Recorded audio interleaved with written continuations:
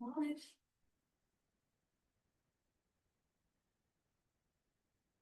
Thank you. Good afternoon and welcome to today's meeting. I'll officially declare the meeting open at 1 p.m. and acknowledge we are hosting this meeting on the traditional land of the Whadjuk people of the Mosman Nation. We acknowledge the Aboriginal people as the traditional custodians of Western Australia. Pay respects to elders past and present and the ongoing connection between people, land, waters and community. Today's meeting will be run in accordance with the DAP Standing Orders 2025, Regulation 2011. Today's meeting is also being recorded and live streamed on the DAP website. And throughout today's meeting, panel members will be able to refer to technical devices to assist them in considering the information before them. We have a full complement of members for today's meeting, and we have three separate sections to today's meeting. For part B, dealing with the City of Nedlands, we have Commissioner Bianca Sandrini to my furthest left, Commissioner David Caddy, Specialist Member John Syme, to my immediate left, Deputy Presiding Member Dale Page, and my name is Francesca Lafanti, Presiding Member. We have no apologies for today's Part B information, and minutes for this meeting will be available on the website. Minutes for the other meetings are already available. We'll move forward to Part B. Members, can I have a show of hands that you've duly considered all matters relating to Part B of the agenda and Part B related information? That is unanimous for the minute taker. Members, are there any disclosures of interest? And I'll first go to the commissioners, whether or not this matter is considered a briefing or a meeting. No, it hasn't. No, we've had no dealings with the applicant or the administration on that. Thank you. Members, are there any general disclosures in relation to this matter? There are no interests. Thank you. We have no Form 1 applications for this agenda section. We'll now move forward to our Form 2 application. It is 129 to 133 Waratah Avenue in Dalkeith. It's a commercial development with some modifications that we are dealing with today. We have one presenter here with us today, Callum Thatcher from Element. At the conclusion of this presentation, we'll have questions from panel members. And as you are aware, it's a 3-minute time frame. At the conclusion of this section, we will then go to officers from the City of Nedlands, Chantel Wiseka, and I'm not sure if I got that correct, and Sergio Famiano. And again, you'll be able to come forward and sit. You can sit forward if you wish now. I'm going to hand over to yourself, Callum, for your presentation. We have received your material and have read through it. Thank you. Good afternoon, panel members. Thank you for the opportunity to address item 4.1 today. My name is Callum Thatcher, representing Australian Property Collective, the developers of Waratah Community Centre. This is the second Form 2 being considered by DAP. These amendments are expected to be the final modifications before construction can commence on this project. Modifications proposed are largely incidental to the development as a whole. However, necessary modifications to ensure the development fulfills its vision of revitalising the Waratah local centre. There are two key external modifications proposed. The first is the reinstatement ground floor awnings, which was shown in the Form 1, which are intended to enhance pedestrian experience and improve activation and engagement with the ground floor tenancies. The second modification is the enclosure of the balcony on Robert Street. The space will be fully glazed and it's intended to create a comfortable year-round breakout area for children whose parents or siblings are accessing medical services within the building. For the ground floor land uses, we're seeking approval for a 50 square metre small bar fronting Waratah Avenue, which was previously approved as a large restaurant. Small bar offers additional flexibility to liquor licensing and reduces the size of the previously approved restaurant, making it more functional and attractive to operators. As noted in the deputation request, we would like to ensure the small bar has the right to operate on public holidays. As reading the condition in its current format, it appears to be excluded. Should this be the intent of the condition, the purpose of restricting the small bar to operate on a public holiday is not quite understood, given its limited size and the fact it's directly associated with the restaurant, which also is not restricted by this condition. We wish for condition 27 to be amended to be clear on this wording. In respect to the operation hours of the medical centre, land use outlined in condition 26, whilst we initially agreed with the city that Sunday trading from 11 a.m. to 5 p.m. was workable, we've since had further feedback from the prospective tenants that it would be ideal if the medical centre could open at 9 a.m. and close at 5 p.m. Which is a request for additional 2 hours of Sunday trading. This provides flexibility for patients, with a higher majority of patients being reliant on weekends, particularly mornings, to access medical services. Given the development is enclosed, parking is contained obviously all within the basement, and access is almost immediately taken from Robert Street from Jerrygon Lane.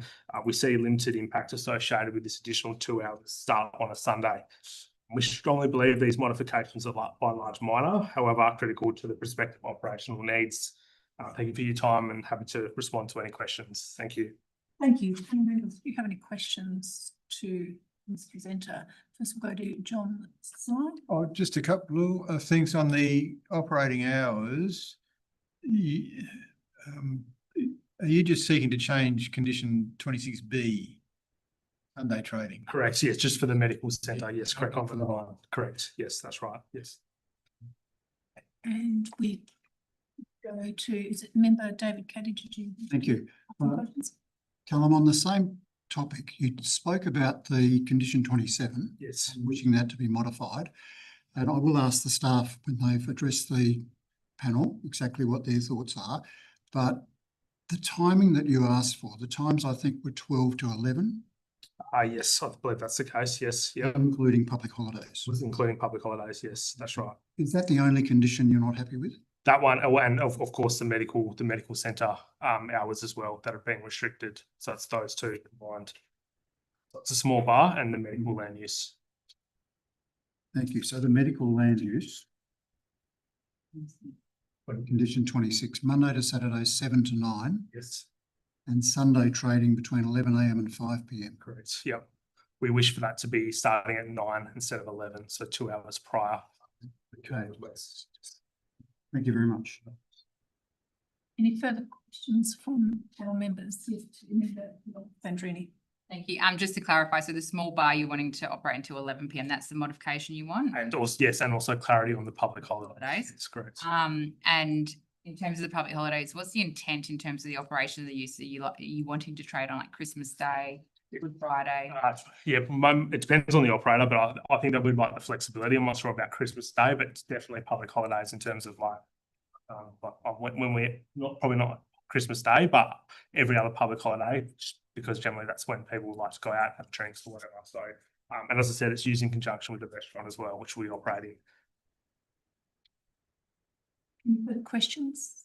No, maybe just for the officers. Thank you. Can I just get to, I have a question just to clarify. I know you've already raised it. The query that I have heard, or response I've heard in relation to the modification to 26, part B, is to bring the hours forward to 7, but not to increase it after 5. Is that correct? That's correct. Yes, that's correct. Yes. It's just an earlier start. Yes. Not a later. Correct. That's correct. Yes. Thank you. That's my only question. If there are no further questions, thank you for your presentation. I'll get this to move forward.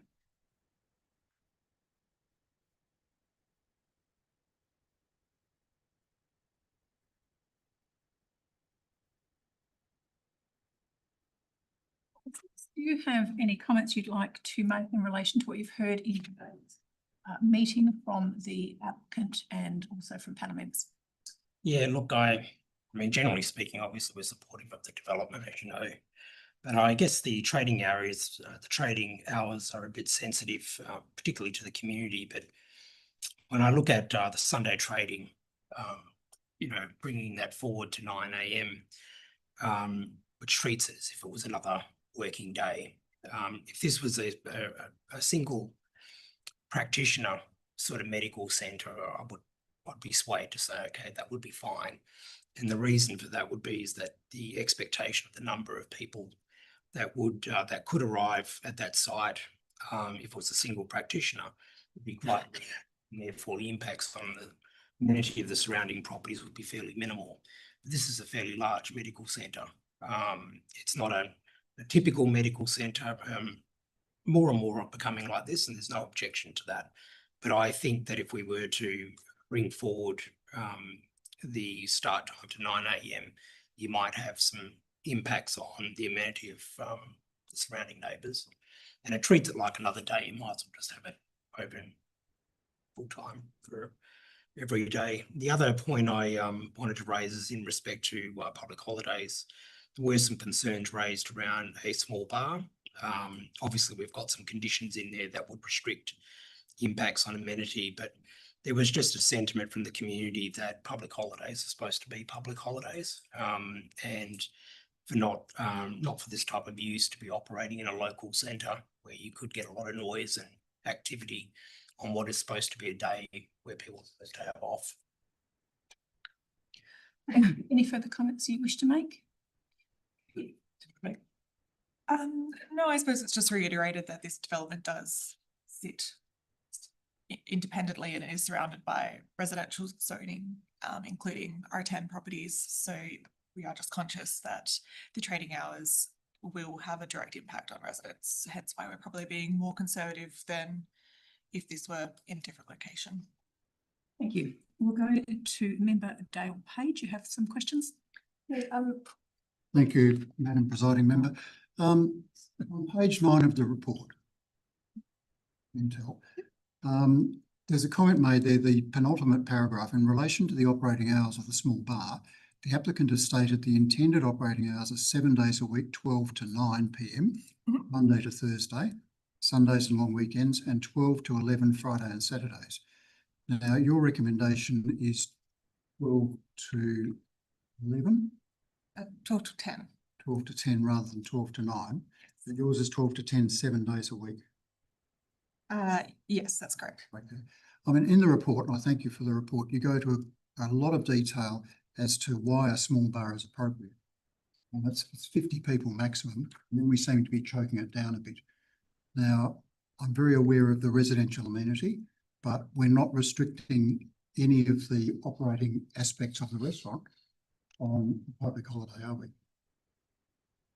We're not. I suppose that is directly related to the fact that a restaurant is a permitted use. Therefore, we don't really have a lot of leeway to restrict that. And a small bar is It's a discretionary use. discretionary use, right? Thank you.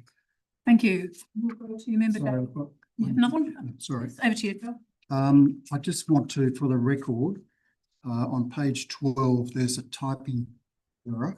We're under the heading Amendment to Condition 25. At the DAP meeting of the 11th of March 2025, the DAP modified Condition 25 on the approval as follows, and then it says 26, and that should be a 25. So if we could just correct that for the record. I think that's all I've got to say. Thank you very much. Thank you. We'll move to member Dale Page. Thank you. So I've just heard your explanation about why you're treating the restaurant and the small bar differently in terms of operating hours, and you so can I assume that what is the restriction on the operating hours of the That would be determined by other legislation. All right. So you've made that determination based on permissibility of land use, is that correct? Yes.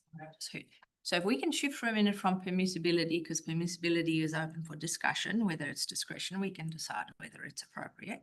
Let's talk about amenity. What amenity impacts would a small bar have trading to 11 instead of 10 that the restaurant, a largish restaurant, would not have, in your view? That would be different. I suppose the biggest difference with the small bar license is that people can go there to drink without buying a meal. I suppose that tends to generally be a louder sort of land use.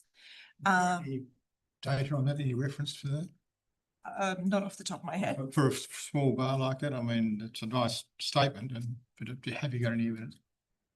Not at hand. Sorry? I've attended many. Yes, you did. I'm not very interested. I don't want to deal with your past search. No, I haven't documented it. Perhaps it's not an idea to do so. Not at hand. We could look into it. That being said, the reason why we've picked 10 PM is to align with the health regulations, which is a different sort of threshold. Can I then go back to the small bar operating on, so you've answered my question about the 10 versus 11. Thank you for that. If we can go back to the small bar operating on public holidays, and I hear what you say, that there's a community expectation that public holidays will not be. But again, in terms of amenity and impact, how's it different to a Sunday? For instance, you know, typically Sundays are meant to be quiet. How does a small bar operating on public holidays differ to a Sunday afternoon?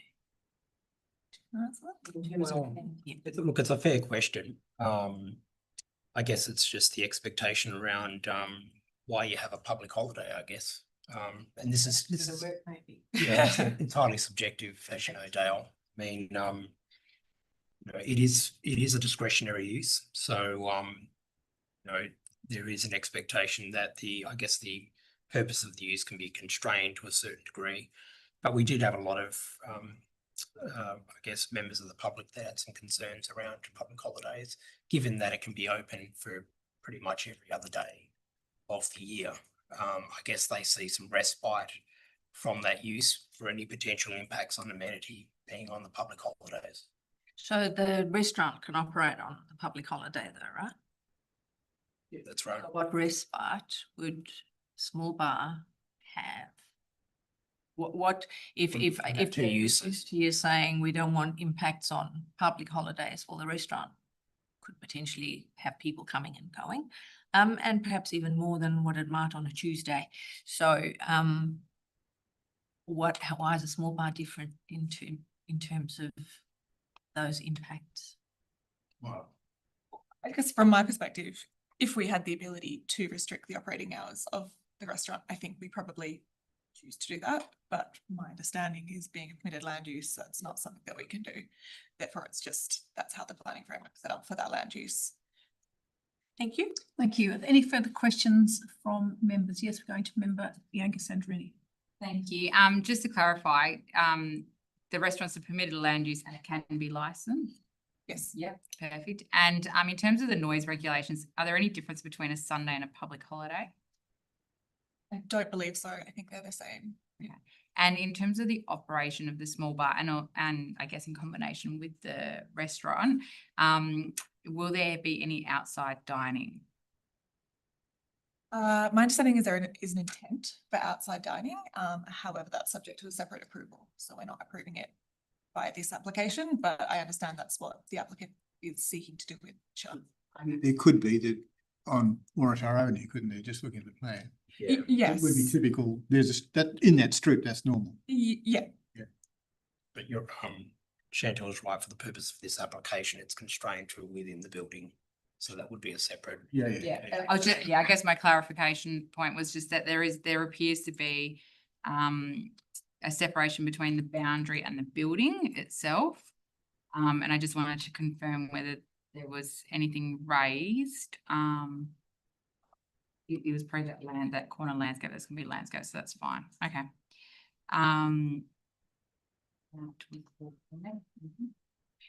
Any further questions? Yes, we're going to member David Thank Kay. you very much. Serge, I just want to make the point that the Steve's, for example, sits as a bar and restaurant in a very high density setting. This is sitting within an R10 zone.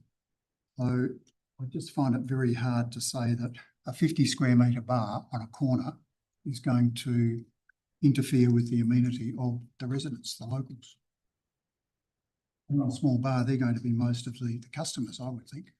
Yeah, look, it's entirely subjective, isn't it? Really, at the end of the day. So it's hard to argue either way. I mean, I think Steve's does have a high density around it, so that comes with an expectation. You know, if you're silly enough to believe that you're living in an apartment next to a facility like Steve's and it's going to be quiet all the time, well, then you shouldn't really have bought there. But this setting is just a little bit different because of the residential, the lower density residential in the area. But there is that difference in expectation. Thank you. Any further questions at the juncture? Yes, we have one further question. Thank you, presiding member. Very quickly, and it lapsed my mind before. This is, correct me if I'm wrong, was it local centre zone, this site? So The other local centre zone is just further down the road on Waratah. Actually, that one's mixed use. That's That mixed one, use, yeah. okay. It's And just it- this block. Okay, and then in terms of that mixed use zone that's also on Waratah, do you know if there's any of those businesses that operate on holidays or Sundays? There is another small bar in that zone. I would have to double check the public holidays, but they do operate on a Sunday. I would also reiterate that context is a bit different in terms of that's surrounded by more mixed use and higher density, sort of R60 to R40, R60. Thank you, thanks. Any further questions? If there are no further questions, thank you to the officers, and we will now move back to the agenda. We have a recommendation within as per we will first move to the recommendation as written. Is there a mover of the recommendation written? It's moved, member Bianca Sandrini. Is there a seconder for the motion? It is seconded, David Caddy.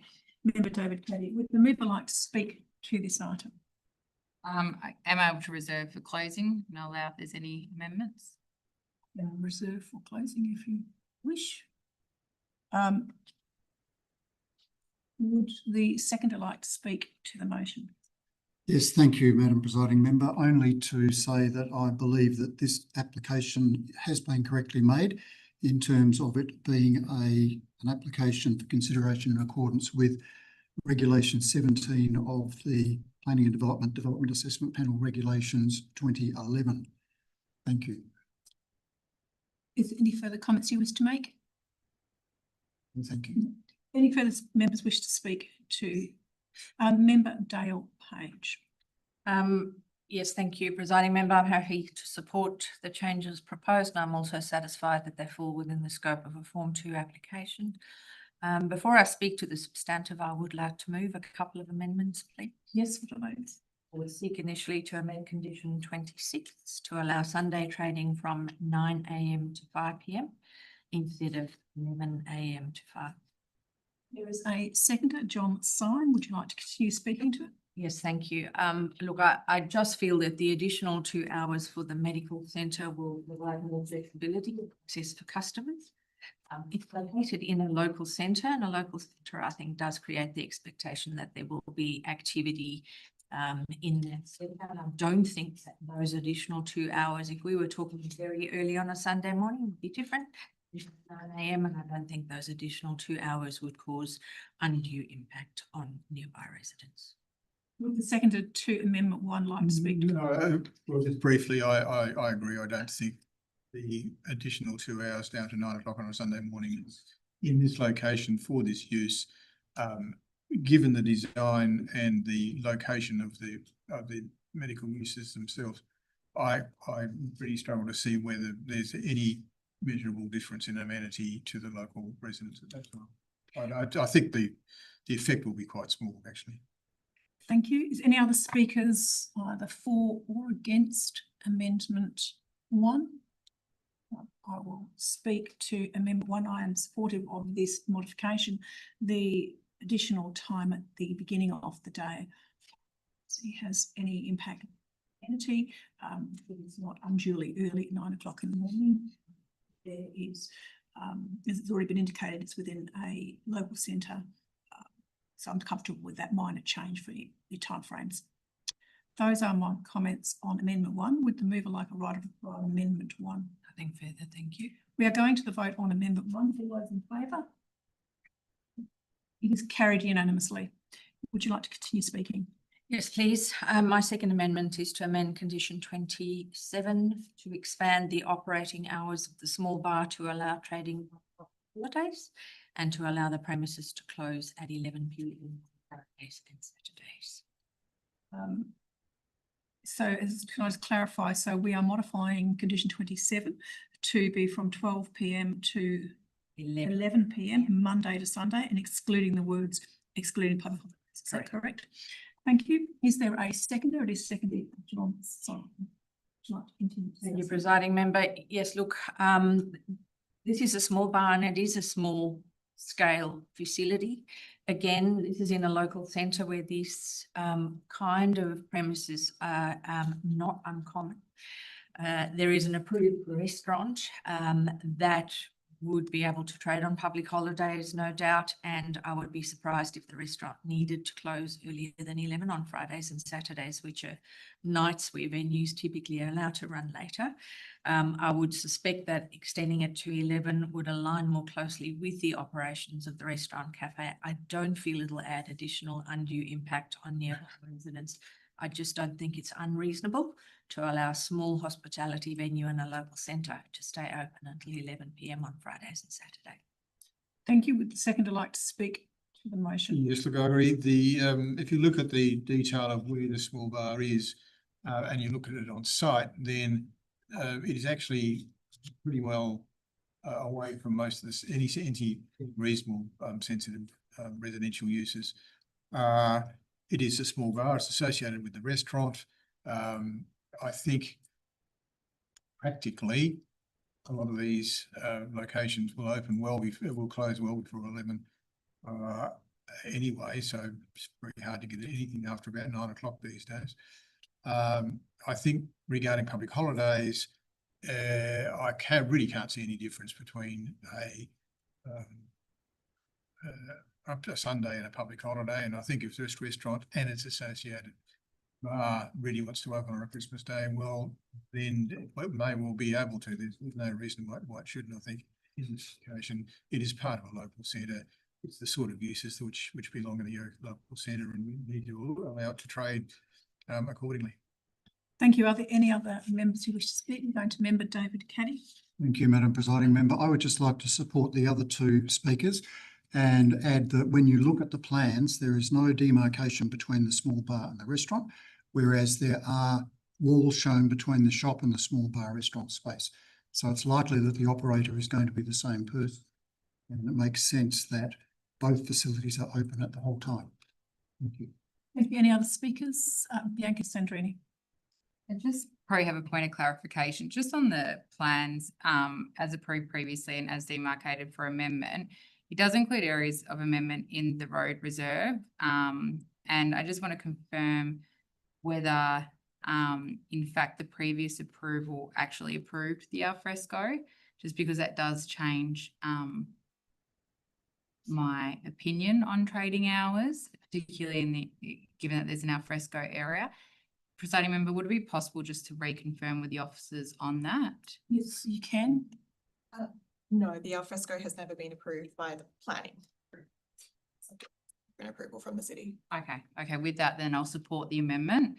And I think that given that there are conditions related to noise management and the requirements under the environmental health requirements in terms of noise, it can be sufficiently managed within this context, and those noise regulations account for the fact that it does have residential around it, so your decibel ratings have to be appropriate accordingly, and certainly any music or ambient noise needs to be considered in relation to that. So for that reason, I think that the remaining conditions allow for that amenity to be enumerated accordingly. Thank you.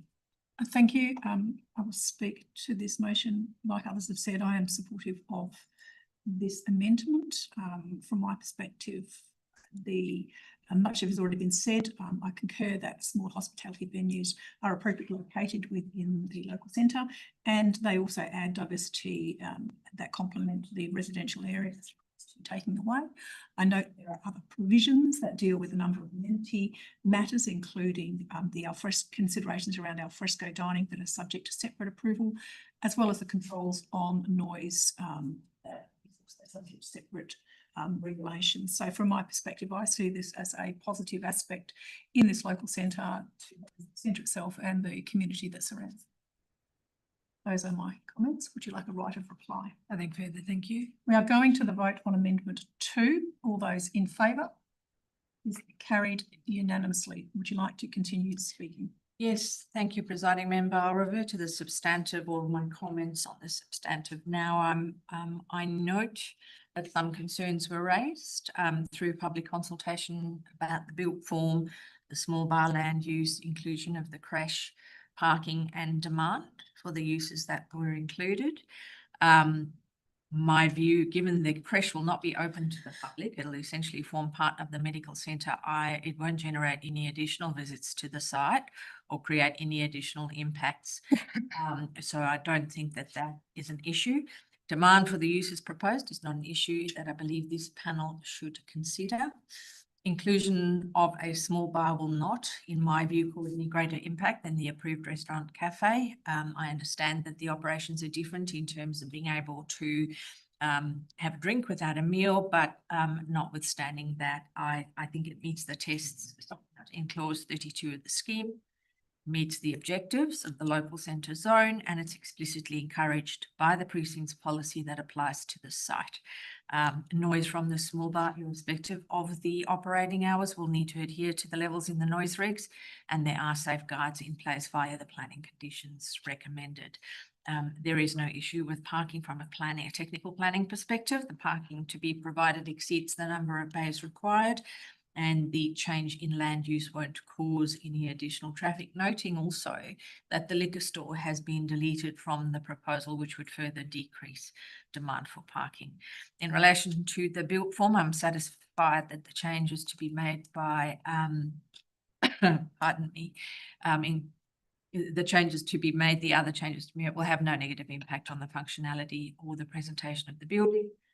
And certainly have no negative impact on surrounding properties. So happy to support on that basis. Thank you. Are there any other speakers on the substantive motion? John Simon.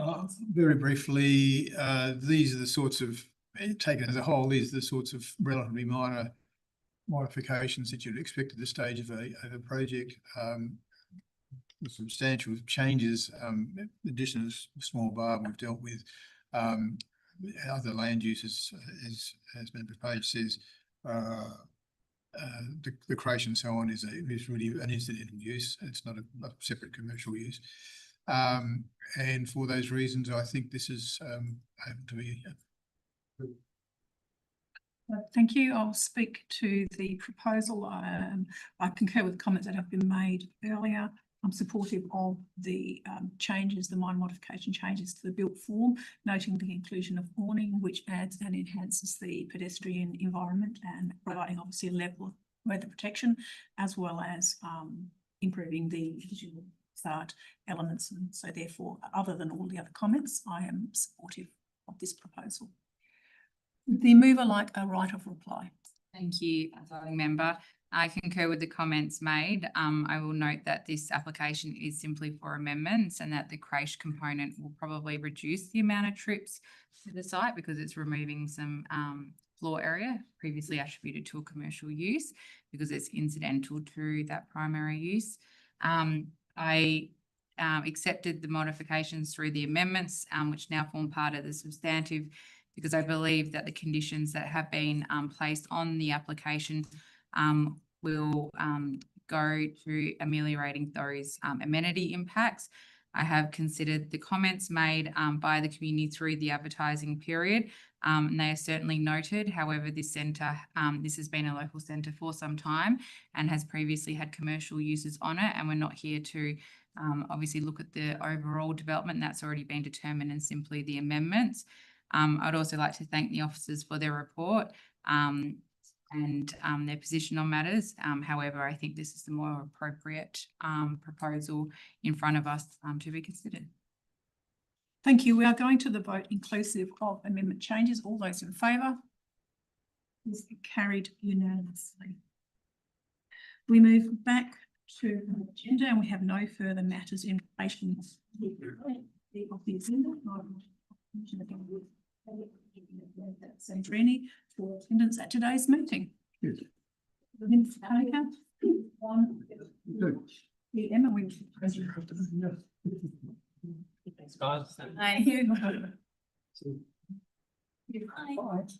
Thank you. Thank you.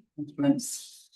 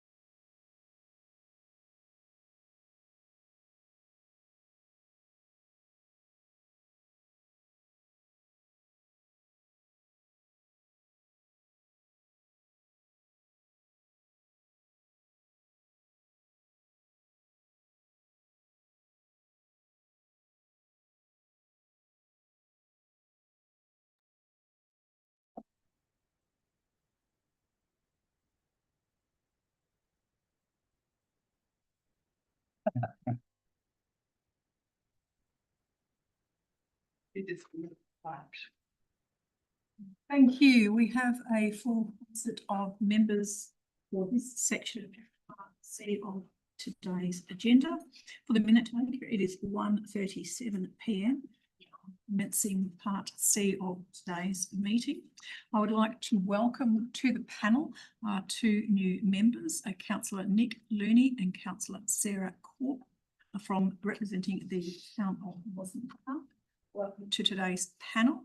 Panel members, can I have a show of hands that you have duly considered all matters in relation to Part C of the agenda and Part C related information? That is unanimous for the minute taker. Members, are there any disclosures of interest? And I'll first go to both of councillor members. Was this matter considered at either a briefing or a council meeting, or any discussions with officers prior to or outside of this meeting forum? Only the community benefits part, but that's part of the general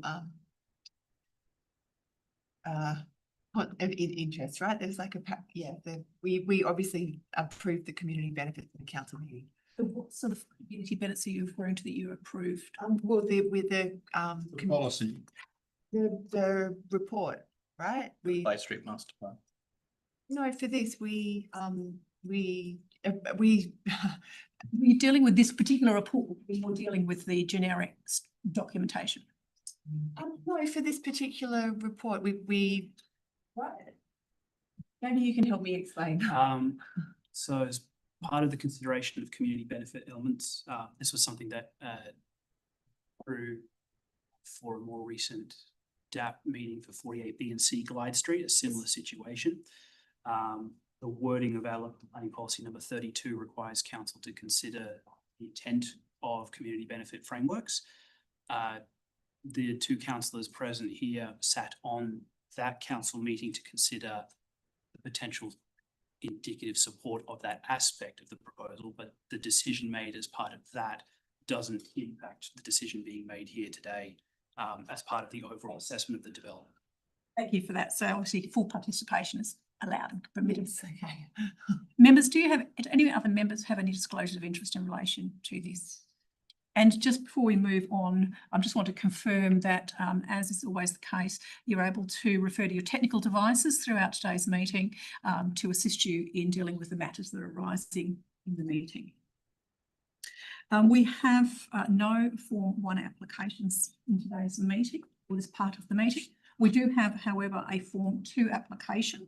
It is street number 8 and street number 10 Glide Street in Morecambe, and it is modifications to the proposal in relation to design modifications and some changes to the height. We have two presenters with us today before moving to the officers. Samuel Clopper and Nathan Stewart are presented here today, and we also have Jared. Can you pronounce your surname? Beneru, thank you. And here, if there are questions from the panel. We have listed here, Samuel, you as the first speaker, but you can choose the order should you wish. And as you are aware, there is a time frame of 3 minutes for each of you. The material that you've provided to us, we've been through. I'm going to hand over to you, slides for today's presentation. Thank you, panel. Thanks for the time to present. I'll try and be brief. I understand that you've already seen the project. I'll just do a bit of technology first. Just trying to flick through.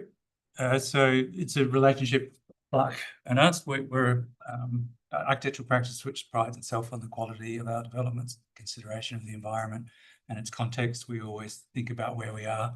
The building's form and design was evolved from some history of the site, the fabric that used to sit on the site, and that's been evolved into the building form itself. So through these processes, often these elements which are critically important to me get dropped away because we start talking about prosaic solutions to things, but the building was always meant to be of space and be referencing of that space. It's a good opportunity to kind of revisit it. We've been on a long journey. We were taking a developer, Pete, who were a land developer, into a built form development space, which they retreated from after having got the DA. So the DA sat for a period of time, and thankfully a developer who's very active and very interested in WA has come on board, and through that process and through the ensuing time, obviously analysis of how well the building performed, and a judgment was made that there needs to be some adjustments to its form and to its yield. So it's really a relatively minor. The building is the same building. Click. I just wanted to just briefly talk diagrammatically. So it's a building which lands perfectly in an interface with a master planning outcome which followed its design. I'm not sure whether we guided it, but I thought it was an opportunity to create a plaza at the end of what was a pretty clear private movement space. So that's kind of behind Stirling Highway, or immediately adjacent a train station. So the idea of density and residential accommodation makes a lot of sense. We were cognizant of the fact the lower levels would be more impacted by the road and the rail. So we've concentrated commercial on the ground floor, parking underneath, and then a podium form to step the building back from the street and also accommodate amenity was proposed on the podium level, which is unchanged. And then through these changes that we're proposing in this form too, the building had 2 floors added and the basement increased. It's a relatively minor change in the outcome. And I'll sort of talk to those changes specifically. The ground floor, we made the plaza space bigger, termination of a movement pattern identified in the master planning. The communal spaces are brought from the roof onto the top of the podium, which is where I always wanted them. That means the communal spaces are bigger, they're more activated, and they more connect with the street. It also meant that rather than adding 3 stories to the height, we only had to add 2 in order to meet the yield that we needed. So it helped a little bit with our discussions with council that were helpful. Through the period of time, the NCC has changed. So the floor of floors that we required gone up by 100 mils. So the building, because of that, has gotten larger. Waste collection is as it was. There are greater opportunities for solar panel, and we've taken that opportunity. The ground floor activation is improved. We've increased that plaza space and we've wrapped this glass around it. So we've effectively increased our surface area that faces the street, which we think is really important. It's a busy part of the street. Everybody who's been to that Japanese restaurant knows that it can get really busy at times. And so we wanted to create a refuge, but also activate that street. And the intent from the town, as I understand it, and we encourage, is to kind of move towards a pedestrian space rather than a car space, which has got balances. The tower form, as we went up, the argument I made to the client was I thought we had to step the building in. I think it was justifiable to balance the impact of a higher building. We made it narrower and we put it away from the rear by a metre. That's just me thinking what I think is a fair outcome for the community and for the building. It was a better way of doing it, so that's what I thought was a reasonable outcome. There are 14 additional apartments, almost all of them 3-bedder. This is a place where people live. It's for communities. We are encouraging people in Perth to now live in apartments, not in houses. There's a good diversity. There are still 1-bedders in there, which is unusual in Western suburb projects. The deep soil area at the front has been maintained, as has the deep soil on the building, and the calculations of that still meet the requirement. The basement was increased to compensate or to service the additional parking, so building accommodation. Visitor parking is unchanged off Waite Lane, and that's for everyone to use rather than just the building, which is a positive for the community. And the entry has been moved away from the intersection with servicing the building. Look, I've just included some imagery. I know what it's like to be on these panels. You've spent a lot of time considering each of the elements. I don't want to labour it too much. I think it's a beautiful building. I always wanted it to be taller. I felt like a podium of 3-4 levels and a taller building had a better balance to it. So I was encouraged by that.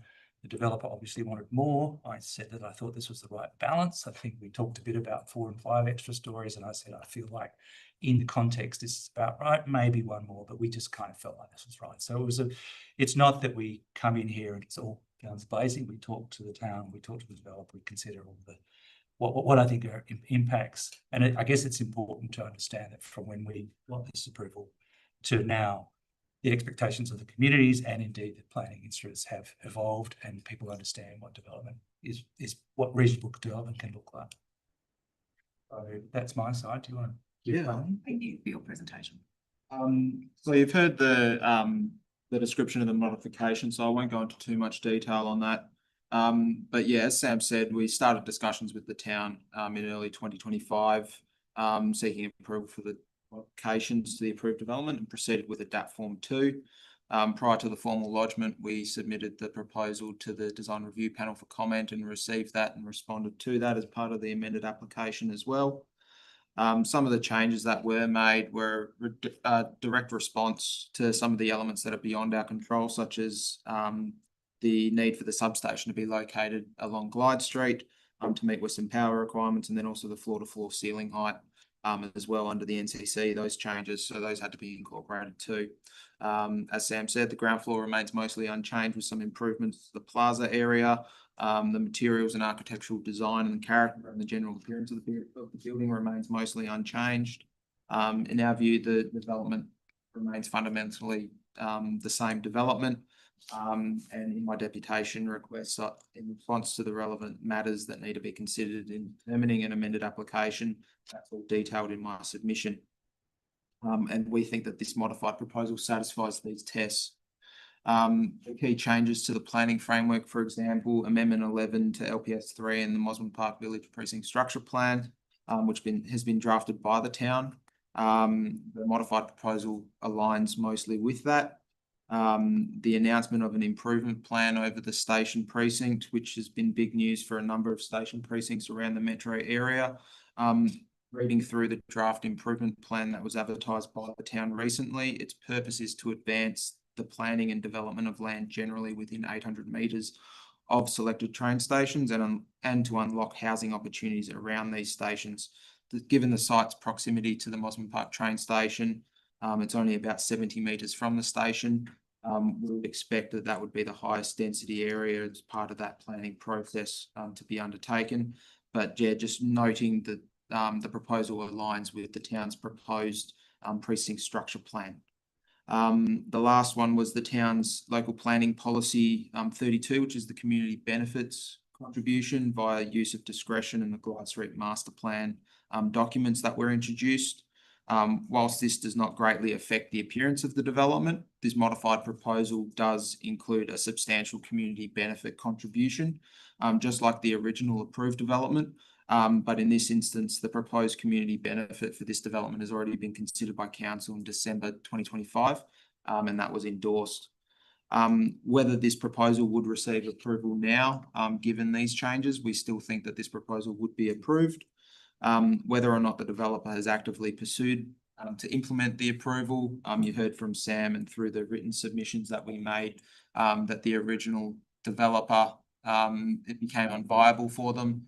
That's where Black Projects became involved in the project in late 24, early 25, and that they remain committed to commence the construction of this modified proposal with commencement expected to start in November 2027. According to our application, we had requested an extension of time to December 2028 to allow the purchaser to progress with this development, and that would just give us a little bit of a buffer in terms of timeframes in case of any delays that pop up. The town of Mosman Park has recommended approval for this modified application, subject to new and modified conditions. We reviewed those conditions and that recommendation, and we're generally supportive of the recommendation from the town. Therefore, ask the DAP to resolve to approve this application as per the recommendation. Happy to answer any questions you may have about the proposal, and thank you for your time. Thank you. Panel members, do you have any questions to the applicant? Yes, I have a question. You mentioned in your deputation that this aligns with the precinct structure plan, although it's not a due regard document. One thing I was just interested in was the parking.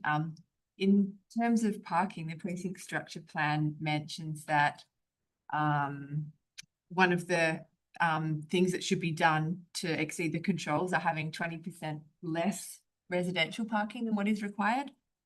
On page 413, I think it says that. But the transport impact statement says that there are 117 bays and a surplus of 42 bays. So I guess it just doesn't align in terms of that. And I was wondering if you would comment on that. So I think it becomes it's a requirement for the R codes as well, that we are proposing residential bays that are surplus to the R code requirements. What we're finding in terms of, and Jared might be able to talk to this a little bit as well, but in terms of demand for residential developments, there is a demand to be met in terms of units that are providing like 3-bedroom, 2-bathroom. To provide them with 1 car parking bay just sometimes is unrealistic. And to meet the reality and the demand for residential development, there is a need to provide sometimes 2 residential bays. So in this instance, our proposal is to include some of the units to be allocated to parking as part of the development. So it becomes where there's more than, or where there's 3 bedrooms provided, it becomes a demand for those occupants that they need more car parking. And there's a perception that we're taking off the streets. If we reduce the number of parking within the building, we're pushing load back on. While there's a long-term vision to remove the need for cars, it's kind of Perth, and we're trying to move towards it. Yeah. Okay. Any further questions from panel members to the applicants team? Yes, would you like to continue? Which was just, this question's just about one of the design review panel comments about the alternative location for the substation that needs to go on Glad Street. And would you just mind, I can see your applicant response to what they've said, but I just don't completely understand it. So it says moving the Western Power substation was reviewed in exhaustive detail. It was established that the additional time required to seek approval for a non-confirming planning model. Yeah, so What does that mean? I effectively agree with you. If you go to Western Power with anything other than pro forma outcome, you go to the back of the line. Okay. And we have an approval in that spot, and we need to go back for that approval now. If we seek an approval which is in line with the sunken transformer line, it's a completely different process, and it can add months and years to a process. Okay. And it shouldn't. And I think the state is aware of that and has developed task force to try and tidy that up a bit. But they're effectively an approval process which is outside of all this, and that will stop the development until we can seek to get their approval. So Okay. it's a pragmatic solution, and in order to balance it, we increase the frontage onto the plaza space. But yeah, it was really just a reality of not being able to progress with the building otherwise. Thanks. Connected to that question, your potential start date of December 2028, could that not align with Western Power's long time frame around that substation? I think that's more of a reality of other things that might collapse onto the, and it's really just to give some surety to the developers, not that they're aiming to get there. It's just that we need some flexibility, so we're not in here in 6 months' time asking for another 6 months. It's really just flexibility. Thank you. Are there any further questions from panel members to the consultant team? Yes. Around the sustainability initiative, your feedback on the battery being I think it was the panel, suggests the provision of a substantive battery backup. And you said it's being considered and it's not considered necessary. Do you want to chat about Yeah, that? the solar panels for the building will serve the building internal corridors and spaces. And yeah, and it's just a reality of a tall, narrow building. There's not a lot of roof space, so even though there's a number of people, you're on a lot that wouldn't generate a significant amount of power. Batteries are really only a symmetrical use and provision, so which we don't. We're still using it, and it's being developed. So if we had a massive car park next to us with roofs over cars, and we could store it, but we don't have roof panels. Our analysis of the roof panels isn't that might be generating enough excess to justify, and we could always put a little one in, but I don't think it would do much. Thank you. Thank you. Any further questions from panel members to the consultant team? We're going back to Councillor Sarah. Just one last one. I think that it's the original design. Did it have 3 tenancies at the bottom? There was a provision for an option of a division between the larger one, but it was never defined whether 1 or 2 tenancies. So we didn't end up having a tenancy agreement with anyone. So it was designed, the 3 tenancies was based on a site analysis of shop fronts. So when I designed it was a series of shop fronts, and so it still maintains that language. But in this arrangement, there's a single tenancy, but it could also be 2 tenancies to stop that happening. Oh, okay, all right. The question was, would more tenancies not be more activation and vibrancy as we're kind of aiming for? But I mean, it's really a 100 square metre tenancy has a different group people who want it. 100 and 250 square metres, so it's kind of. Any further questions from panel members at this juncture? If there are no further questions, thank you very much, and we'll get officers, town officers to move. yeah.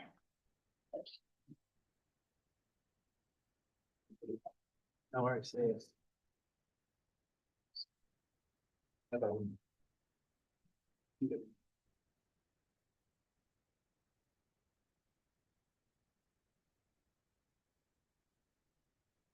Afternoon.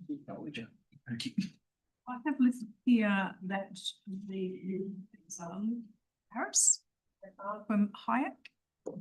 Thank you. Would you like to provide any comments on today's meeting? If not, we'll go to questions on the panel. I'm sure happy to, and thank you for the opportunity to say a few words. I suppose since the time of the original approval for this application in 2021, we've had several changes to the planning frameworks that apply to the Glyde Street area, namely the implementation of our community benefit frameworks, adoption of our public art frameworks, and the most recent endorsement of our Glyde Street Streetscape Master Plan. This month, the town is also likely to adopt its 2026 local planning strategy, but that'll be finalised in the future. Each of these items has had an impact on the revised development application, and the town has appreciated that the applicant has addressed each aspect openly and with a willingness to participate in ongoing public realm improvements for the area. The town has reviewed the application against the local and state planning frameworks and is satisfied that the proposal meets the various element objectives to warrant support by MIDAP here today. Although the applicant is seeking to increase the building height and plot ratio outside of the provisions of the primary control table of volume 2 of the R codes, the town considers that the applicant has addressed the objectives of the relevant strategic frameworks to meet the overall intended and desired future character of Glyde Street and the hopeful Mosman Park Village Precinct structure plan. The new design, although taller, is slimmer than the one previously approved by the DAP, and the relocation of the communal areas close to the ground floor will provide greater opportunities for passive surveillance and in some ways of the public. As outlined in the RA report and when assessed against the town's local planning policy number 20, the proposal is considered to meet the applicable requirements of the Mosman downtown sub-precinct to warrant the consideration of additional height, including height respecting the public realm, activation of laneways and support for the modes of travel. Further to this, the proximity to the Mosman Park train station further contextualises the area as a station precinct, being a higher density urban centre as outlined within Appendix 2 of the R Codes Volume 2, and which is typified by podium and tower development such as is being considered here today. The town considers that the proposal under assessment is a key example of this type of development, and is of a scale that reflects the ongoing emerging pattern of development in Glyde Street through existing multiple development approvals and built structure that's there. In addition to the justifications provided, the applicant has sought to provide voluntary community benefit infrastructure contributions as permitted by clause 2.8 of the R Codes Volume 2, and further supported by the town's adopted local planning policy number 32. The applicant is proposing to contribute infrastructure directly to the implementation of the town's adopted Glyde Street Streetscape Master Plan. And this element is required to be endorsed by council, being an appropriate contribution, and our council has done so. The town acknowledges that there have been concerns raised through consultation, however, is satisfied that the predominant concerns raised relating to noise and traffic impacts have been adequately addressed through the supporting information provided by the applicant. and that other matters such as construction impacts can be mitigated through appropriate implementation of conditions and construction management plans and similar.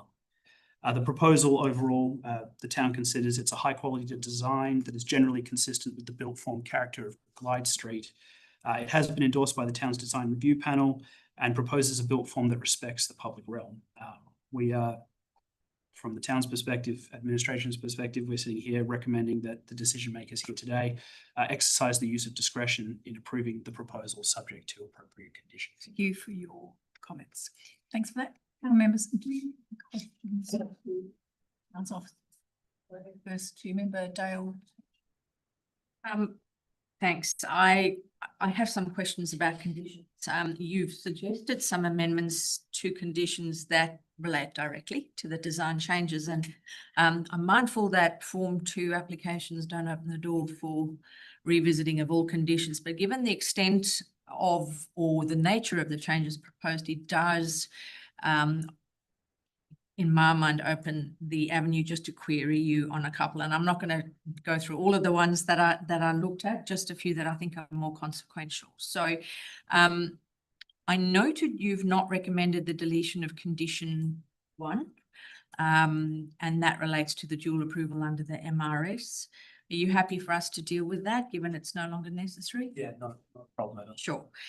And then condition 20, I note that you've made, well, I'm querying why you have made the requirements of condition 20 subject to the approval of a third party when you are the clearing authority for that. As part of the assessment of the proposal, the lots in question directly front onto a primary road, and through the exercise of, forgive me, I can't remember the specific delegation number, but because it does so, we were required to refer the application to Main Roads for consideration.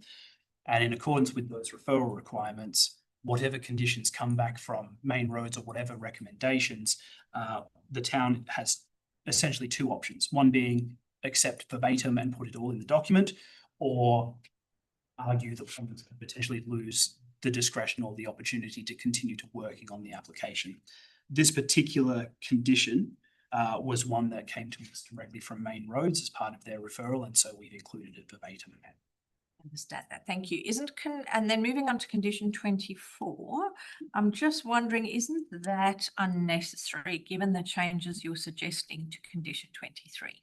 So 23C, you're saying let's add an additional point, but doesn't that deal with condition 24? Yes, so it would be the new amendment to condition 23, the inclusion of C would likely address the requirements of condition 24. They're both talking to confirming the recommendations have been still getting a certification there. And so sorry, Luke, just to add on to that, remember that point C was added to reflect that the original report that was submitted as part of the original approval be amended to account for the minor modifications that this new application proposes. Sure. So you've got that bit in, but then you're also talking about the confirmation that it's been done. So it sort of duplicates 24, doesn't it? Correct. So 24 has now been duplicated inside All right. 23, so that would also be removed if. Okay, great. And then condition 25, I just wanted to check your awareness, because this is really new and a lot of local governments are not across this, whether you're aware of the recent advice that was received on the imposition of conditions relating to Section 70 notifications on title. How recent are we talking? Oh, the last couple of months. Afraid we likely would have missed that. All right. Oh, well, I'm not surprised, because most of us did. I'll deal with that during debate, so I won't go through that at the minute. Can I just check? You've suggested a new condition 1 on page 7, but you've also added that as an amendment to condition 6. So it's not really a new condition, isn't it? It's an amendment.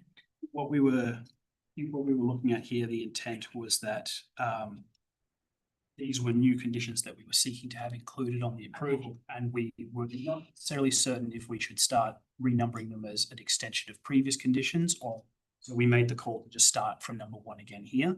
But presumably, if they are incorporated as part of the recommendation, they will get added on as maybe a 37 or a 38 once administrative renumbering has occurred. Okay, just last question from me. You're introducing a new condition relating to public art, and that wasn't imposed on the previous approval, is that correct? That is correct. So since the time of the initial approval and through till now, the town has adopted a public arts framework. It was adopted in October of last year. And as part of that local planning policy and the associated strategies, there is an aspect of public art contribution that didn't exist at the time of the 2021 assessment. We've assessed this application now based on the frameworks as they stand currently to make sure that everything is robust and up to date, hence the inclusion of that recommended condition. Okay, great. And have you discussed that with the applicant and they're amenable to that condition? I believe we've discussed it. I hope we're amenable. I didn't get any pushback during your presentation. I don't think we discussed it, but we've got no issue. That's it from me. Thank you. Any further questions from panel members? Officers?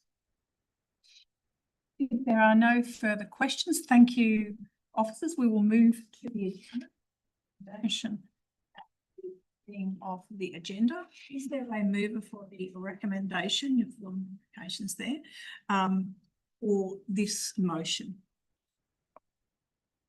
It is moved, Member Dale Page. Is there a seconder? It is seconded, Member John Frum. Would the mover like to speak to the motion? Yes, thank you, presiding member. I am happy to support the changes proposed. I'm also satisfied that they fall within the scope of a Form 2 application, and I think the applicants have done a very thorough job of justifying that against the tests in their submissions. Also generally happy with the recommended amendments to conditions. As I flagged during questions, given the nature of some of the Form 2 changes proposed, I think it does open the door for a couple to be revisited. I would like to therefore move a series of amendments to deal with some of those that I think are important, not all of them. So if I may do that. Yes, sir.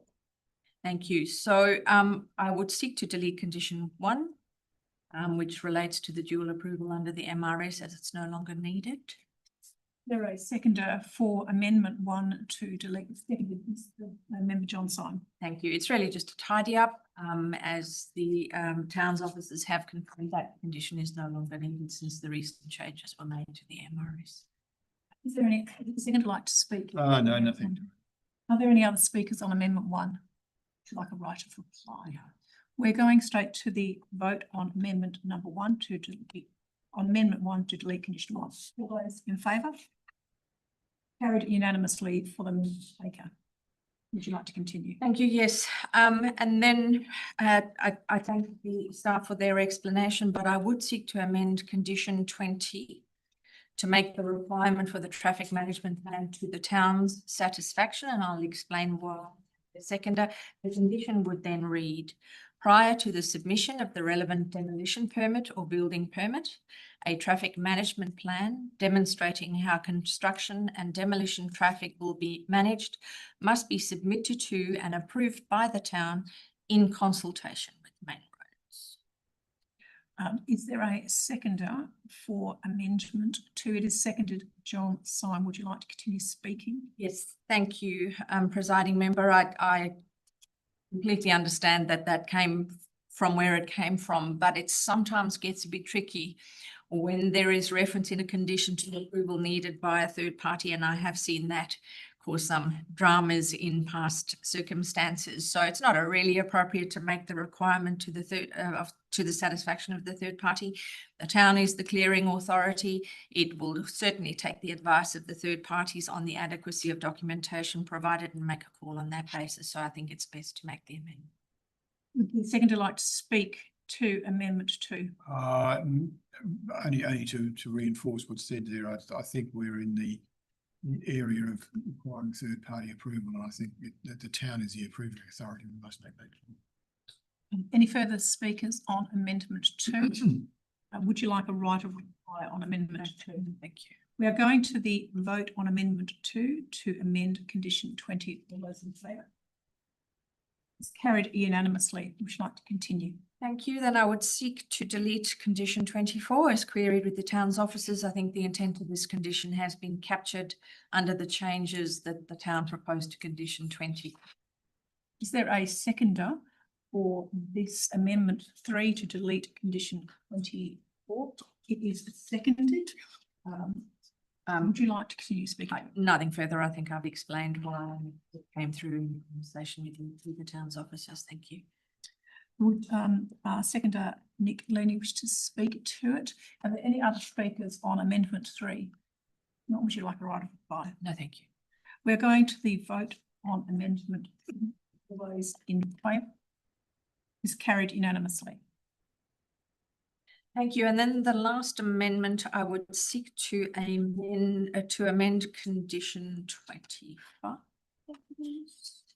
And that relates to the section 70A notification.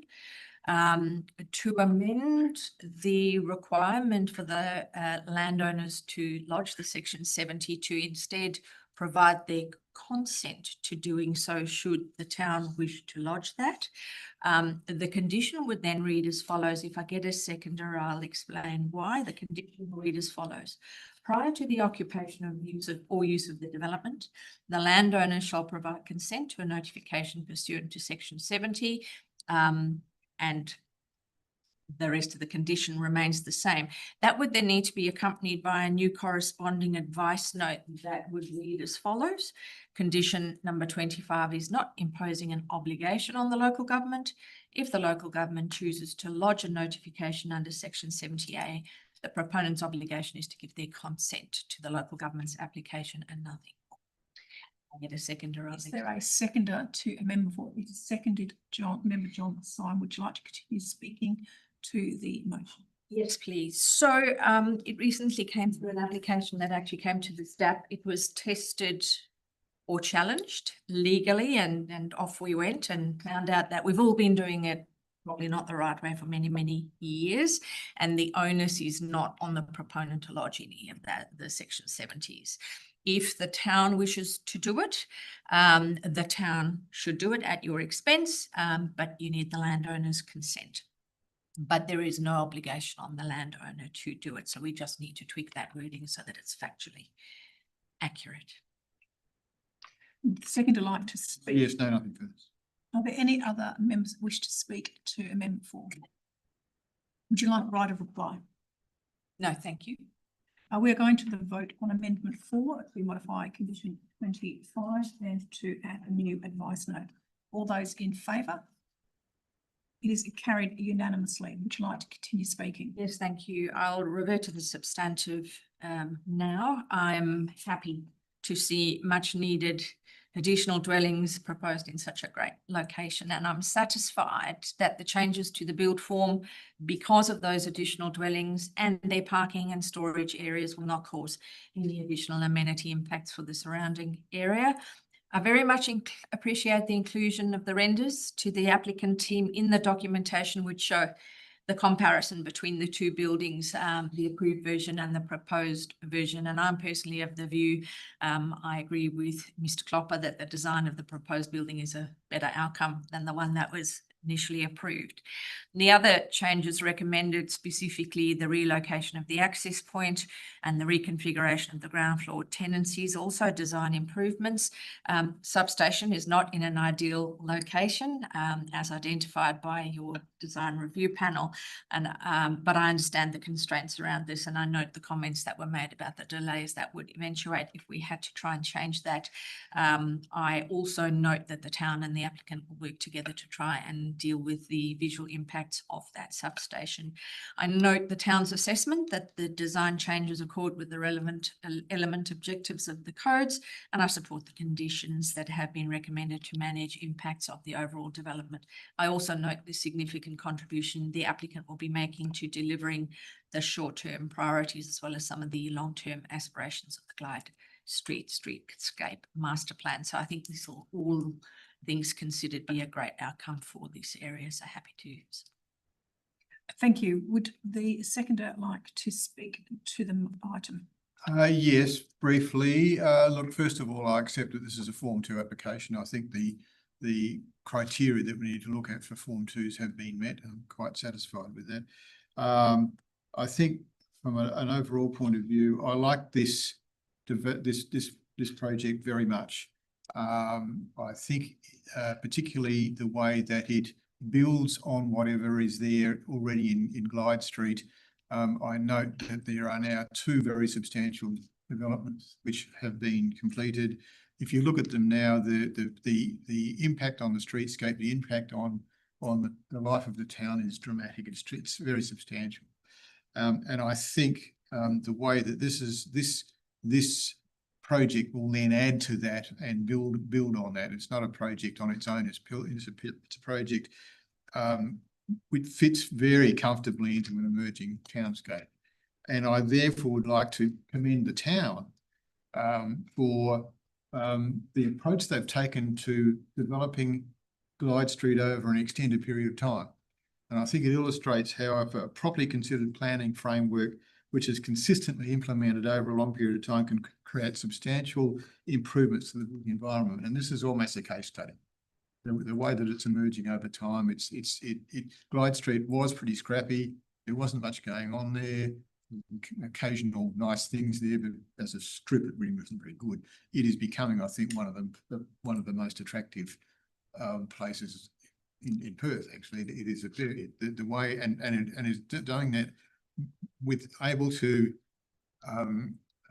accept quite good density. You know, we're not fighting against height or anything like that. We're accepting what 2 things. First of all, what the market can and is willing to provide, but also integrating that into a planning framework which comprehensively sets up the whole street, and each new development will then add to that. This is an important contribution to that, I think. And so I think from an architectural point of view, it's a very, very nice development. From an urban design point of view, it's an outstanding contribution. So I think we can be quite enthusiastic about this development. Thank you. Any further members wish to speak on the substantive motion? Yes, we move to member Sarah Corbin. Yeah, also speaking in favour of it. I think this is the right place for such a development, of course, as has already been said. The 2 additional stories over what is already proposed gives us more dwellings at a place that has really good public transport links. It's next to the highway. As has already been said, I think this will add to Glyde Street. Yeah, and looking forward to it. Thank you. I will speak to the proposal. As has already been mentioned, these changes are consistent with the planning provisions. From my perspective, the design is very skillfully managed in terms of the building, the alterations in terms of the building bulk and form, and I've already indicated the proposal is appropriate in its locational context. It has mitigated amenity impacts on the surrounding areas, and I know there's been an increase in the setback at the rear. I'm also satisfied that the relocation of particularly the street activated elements, including the third communal space, does in fact enhance and continue to activate the street, both in terms of visual as well as light and other amenity elements. The design of the public domain continues to be enhanced along that street, and has already been indicated appropriate mechanism for that, and it's acceptable within this particular context. I totally agree with the additional on-site parking. I think that it reflects the mix of housing provided within the complex, and I think that that is appropriate and relevant. And whilst I would concur with the comments of the applicant that limiting on-site parking is definitely a planning aim, there is some way to go still in terms of trying to find that right balance as we transition into a much more intensive city. And I think in this particular context, it is appropriate, from my perspective, the significance of getting the development out of the ground and built and providing housing in what is a significant design is one of the key priorities, and therefore I'm supportive of the parking arrangements that's on site. Much has already been said in relation to the proposal, and those are my general comments. Are there any other speakers? If not, we go back to the mover for right of reply. There are no further comments. We are now going to the vote on the substantive increase in the minutes that have been carried. All those in favour? It's carried unanimously for the minute. I move back to the agenda and there are no other comments for discussion in relation to C of the agenda. At this juncture, I would like to thank the involvement of our two members, the Mosman Clark, Looney and Sarah Corbin, as well as I'd like to thank the as well as the applicant team. Thank you for the minute taker. It is 2:23. Panel member.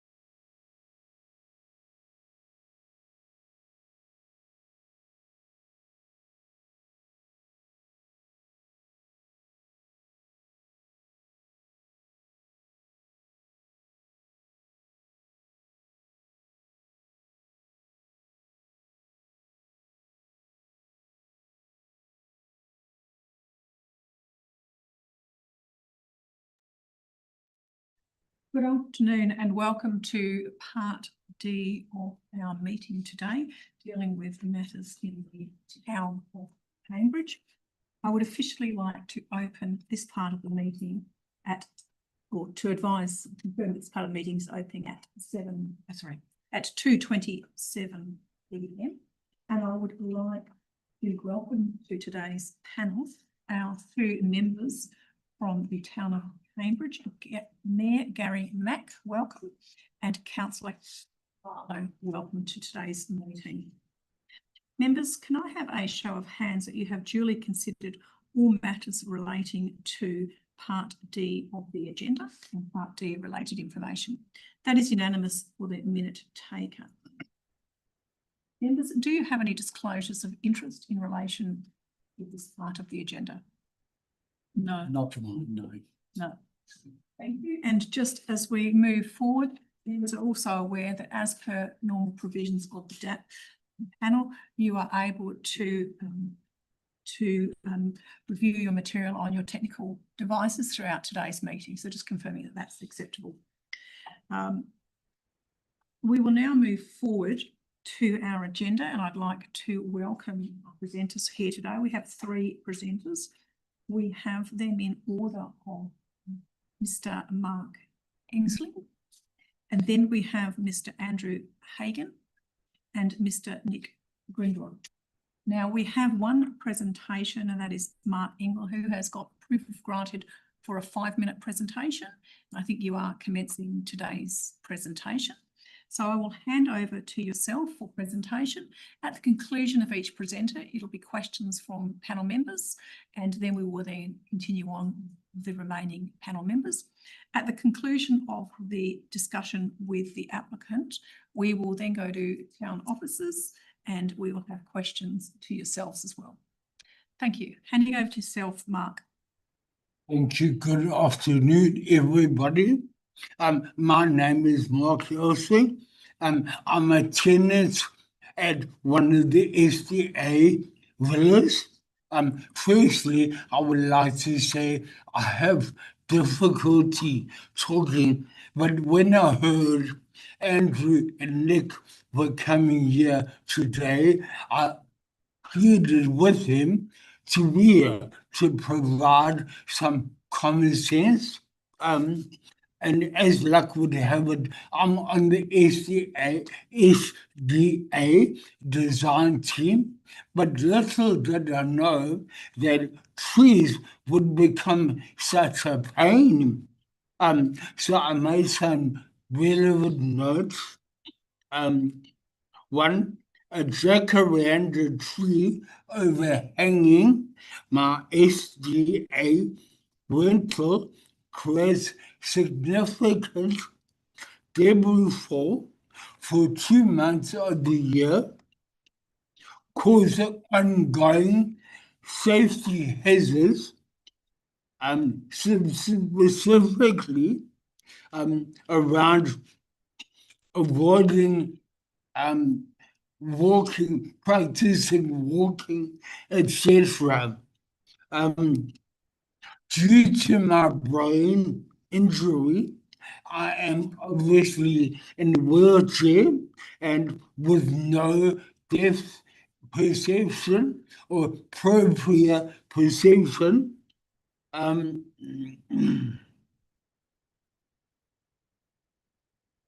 this is a common feature of people with brain injuries, that their vision is impaired. Falling blossoms from the tree create slip hazards and attract bees, resulting in bee stings and limiting my ability to safely practice walking in my own home, both inside and out, because the blossoms blow inside.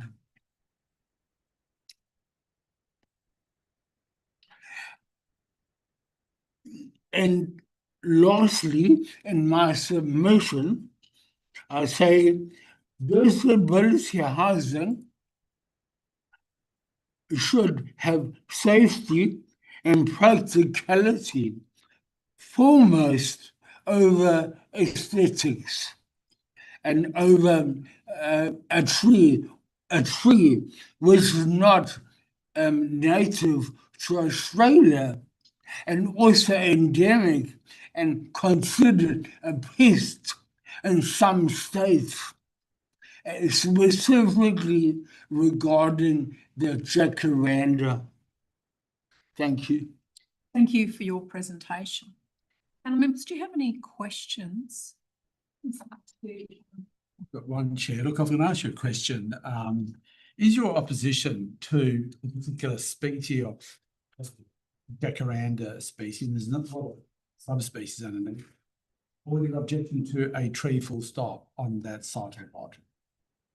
A tree full stop, or a tree which does not create the debris is like typical of a jacaranda. So in other words, something that is not deciduous, and that there's common debris for, which I cannot see. Thank you. Thank you. Panel members, any further questions? Yes, Member Dunn.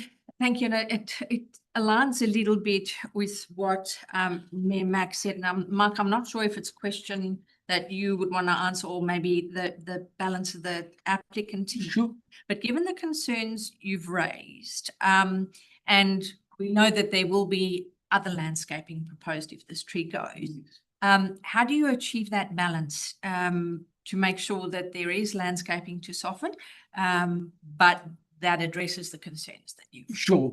And before I answer your question, I must tell you, I'm a huge advocate of greenery and green space. I landscaped my own garden, in fact. One of my passions is landscaping. Now, to answer your question, common sense should prevail. In other words, you can achieve green space or greenery through sensible landscaping. Now, with regard to trees, I'm probably not in a position to answer that honestly, but I would say that SDA living is, and look, my former position, I wear two caps, in that I was the state manager of a large multi-billion-dollar company, program maintenance, and we look after all the grants at Crown Casino and all the unis. So I'm very well in tune with all the greenery, etc. And I'm a big advocate of it. But common sense has got to prevail. Otherwise, the way I see it, it's a bit discriminatory in that I can't practice my rehab without the risk of falling. Mark, and perhaps I can supplement your question and your answer, Mark, in that when we design SDA houses, we obviously, Mark is actually on our design panel. So every home property we build reviews it and make sure we're not doing the wrong thing. I mean, we have a lot of experience, of course. Mark helps us a lot in that regard. But generally speaking, we make sure that the landscaping is pushed to the side or in potted plants as opposed to grass, because whilst I can walk into a bit of landscaping and pull weeds or pick up a ball to throw back to the kids or whatever like that, Mark can't do that. So for him, that area is restricted. He can look at it, might look nice, but he can't use it. So we do a lot of hard stand, a lot of exposed aggregate. If we do greenery, we tend to do, like in Mark's current house, some asphalt with some road base underneath, so he can actually wheel his wheelchair on. And the actual greenery we provide him, the proper garden, is actually onto the sides or strategically placed around them. And he's obviously enhanced it dramatically, and I should say obviously, because you haven't seen it, but he's really taken it to the next level, his own garden. But yeah, we make sure access is first, how it looks comes second. That's a kind of rule for us. You've answered my question. Thank you. Just got a further Yes, question. a question? Look, I just want to pick up on that last question in the sense there's a tension between state urban canopy policy, our own tree policy, the decision in Zorsey versus the town of Cambridge, and there was just an obiter, but the member Wiley was saying the importance of canopy and the reduction, and the state government policy deals with the reduction of canopy, and they've set a target. what I understand is the deputy sort of view on the condition regarding the actual environment, the natural environment. There's quite lengthy conditions there about planting species of trees because it's removal of 5 jarrah trees. And there's, there's a plan that the developer has to implement to actually replace that vegetation some way to mitigate against loss of those trees. So where does that balance fit with his needs? And anyone can obviously answer this, the needs and those very state and local policies. Yeah, I can probably address that to start with. I imagine that the tree policy that the local council has adopted wasn't considered for disability outcomes, right? It's considered for overall greenery and stuff like that. So in disability accommodation, we have to do things differently. We can't have the big grassed area. We can't have the big landscaped area because it reduces the own utility of where they live. It's like quarantining. If I gave you a place, some part of your house where you live and said, you're not allowed to go there, you look at it, you just can't go there. You would feel that restricts you, right? And it's not fair because it's your property. You should be able to do what you need to do in your property. We just have to have a different lens when we look at disability, and that we can't deliver those same outcomes because of the disability, because of use. So we have to think of things a little bit different. And I appreciate the tree policy is doing what it's doing, but it's not considering disability needs. And I think that really is the difference here. We're building on a quite a high density site, or potentially high density site here. We're still only putting 4 dwellings for 4 people. And to accommodate your policy, we also have to accommodate the design guidelines that are set by the NDIS. They are non-negotiable. We can't change them. So we've tried to design the property as much as we can for access and to meet our guidelines. But unfortunately, where that tree is located, it doesn't provide for safe and easy access to that rear villa if you're in a wheelchair. So if I've got a supplementary question. So really, it's the rest of the conditions in terms of tree retention and protection are fine. It really is only the jacaranda tree, and that maybe if a species could be identified, that would at least minimise, because all trees lose their leaves and so on, to minimise tree loss and attraction of bees and other sort of issues, then would that lead to a degree of contentment? Well, it sounds like you're asking, but if we put whatever plan we've got now, if we put an additional tree on there to compensate somewhat for the jacaranda, we're happy to do that. Like that is not the issue. It's really the actual location. If you have your zone, your planting zone around it that is specified by the arborist, then it cuts into the access for the villa. And that's the thing we're trying to so we don't mind having trees. Like we're happy to, we've got 4 planned for the site. We can make it 5, we can make it 6.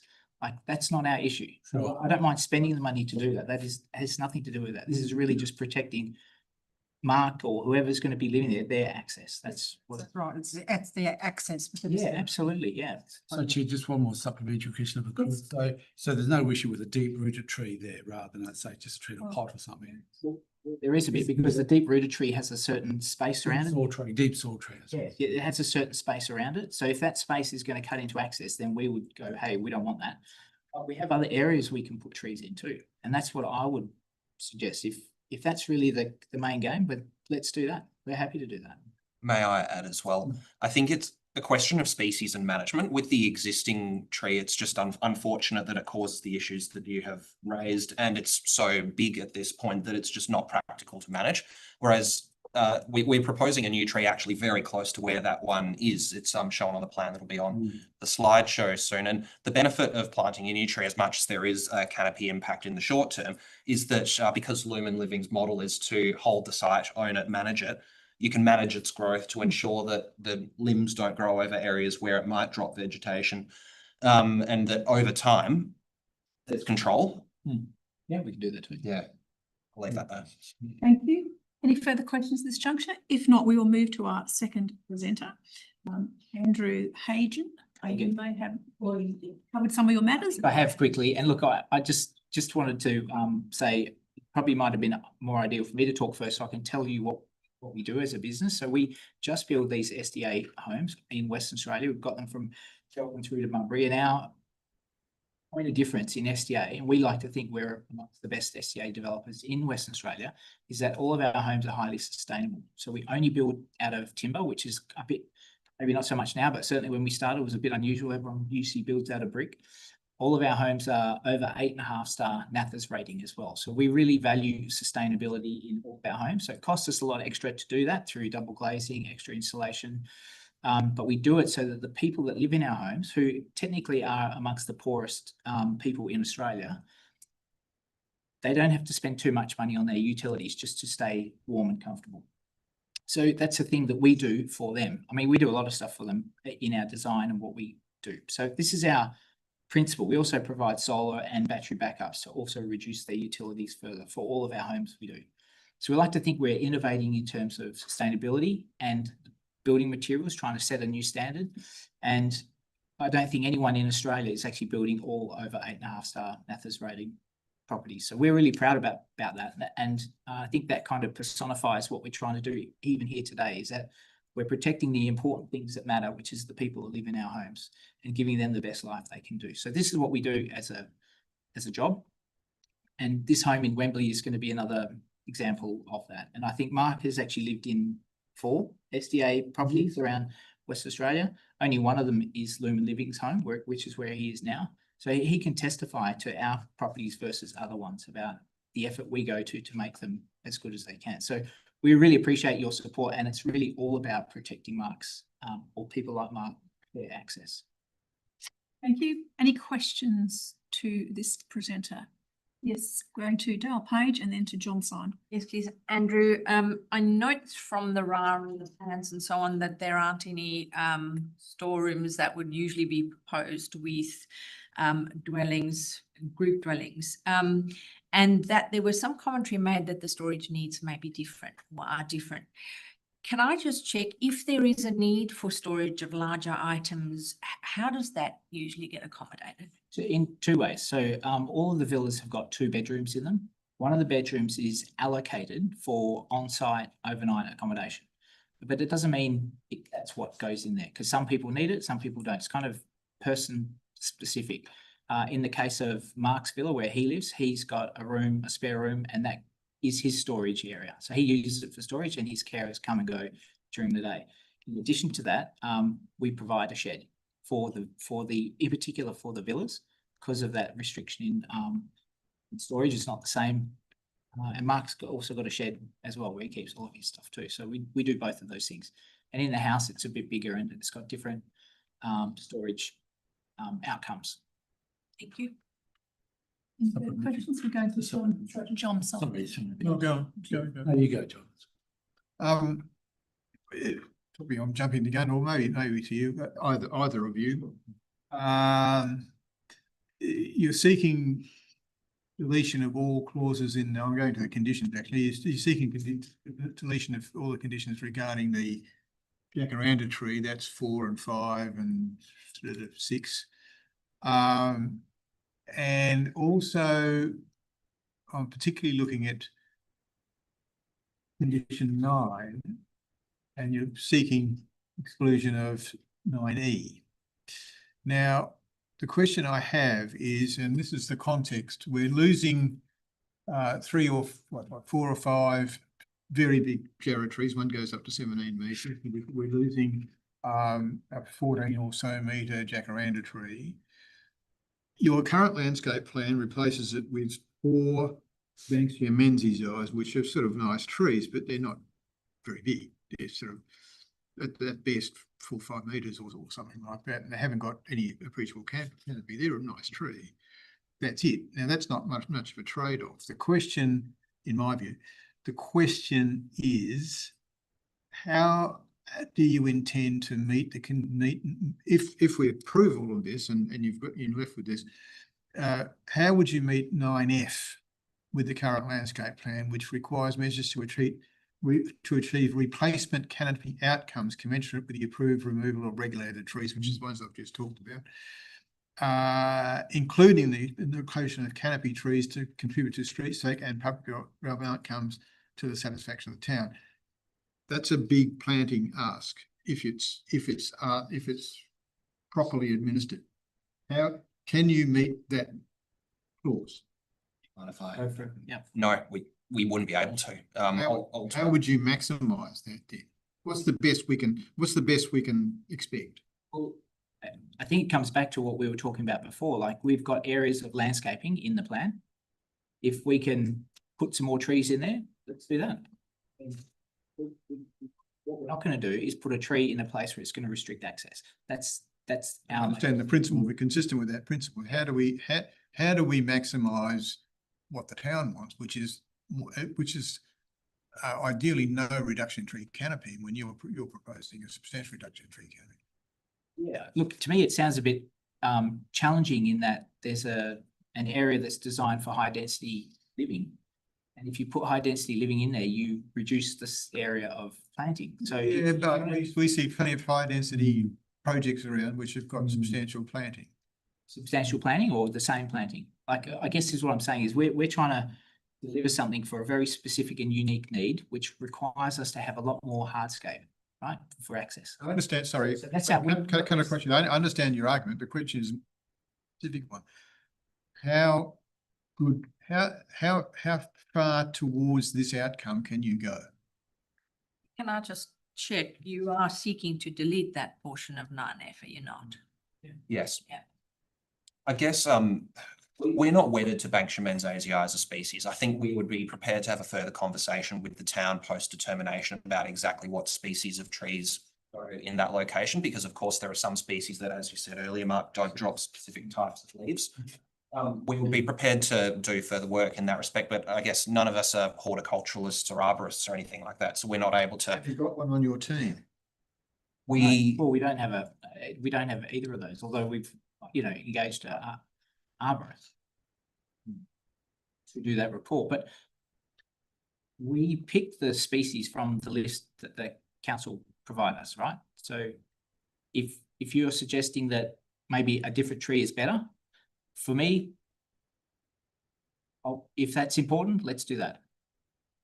So just, sorry, John. John, do you have any further? No, not this time.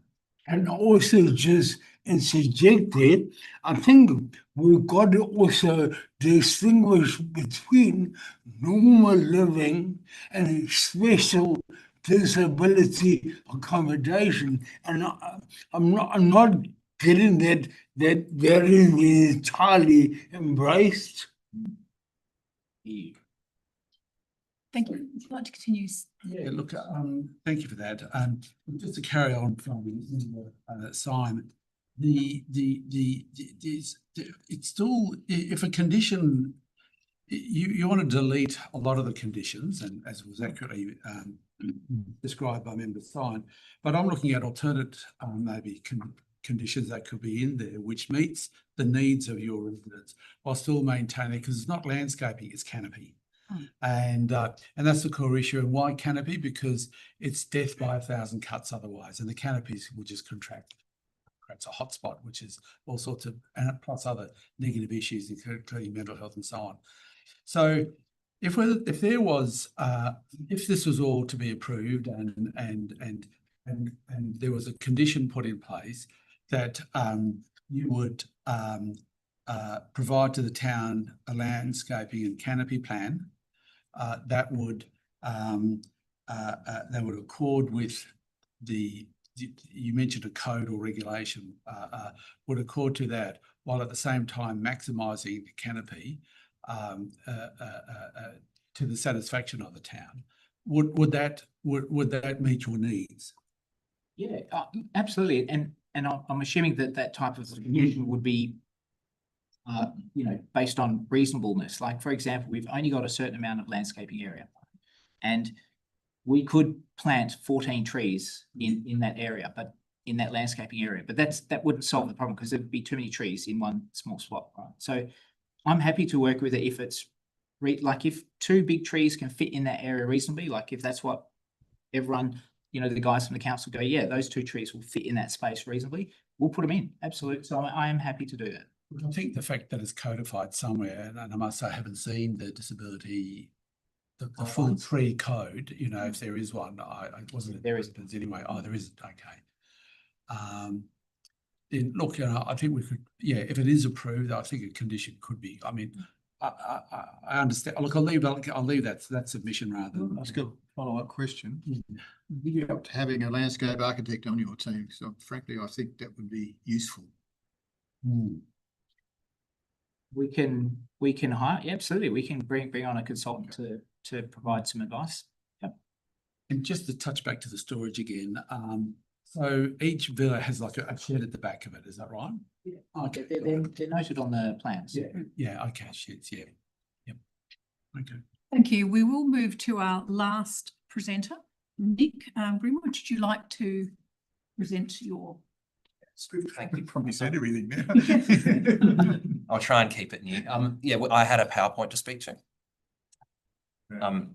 Yes, I might have to change a few things on the go, so please bear with me. Good afternoon. Whether the DAP does or does not require the jacaranda to be retained is a question of priority. I think we're all aware that the town has asked the DAP to require us to retain the tree because tree canopy is a priority for the town. And we haven't been able to accept that, of course, because we're prioritising universal access. Now, we've already discussed an in-between solution, of course, but I just wanted to note that our written deputation summarises our reasoning as to why we believe that universal access should be prioritised. What concerns me about the conditions as currently drafted is that is the effect of them on the development, as Mark has already said. Based on this plan here, we don't think that condition 4 as currently worded is achievable. You can see the roof cover, which is hatched throughout the plan. The front conflicts with that. To protect the TPZ in 4, we'd need to redesign Villa 2, which just isn't practical. The 2 carport roofs would be compromised. The covered entrance to Villa 2 would need to be deleted. We'd also need to delete the reversing bay, considering it's too close to the trunk for any form of surface structure to be laid to physically support the large vans that will access the site to transport the residents. That would mean large vans reversing out onto Cambridge Street in close proximity to an intersection. I don't think anyone in this room or on the screen would want that to happen. I'm mindful that the wording of condition 4, to my reading at least, doesn't suggest changes of that magnitude to the design, and I'm uncertain as to whether those implications have been fully considered. I'm not convinced that a condition vaguely implying that the rear part of the site should effectively be redesigned is certain and final, and if that's the case, I'm not sure that the condition is valid.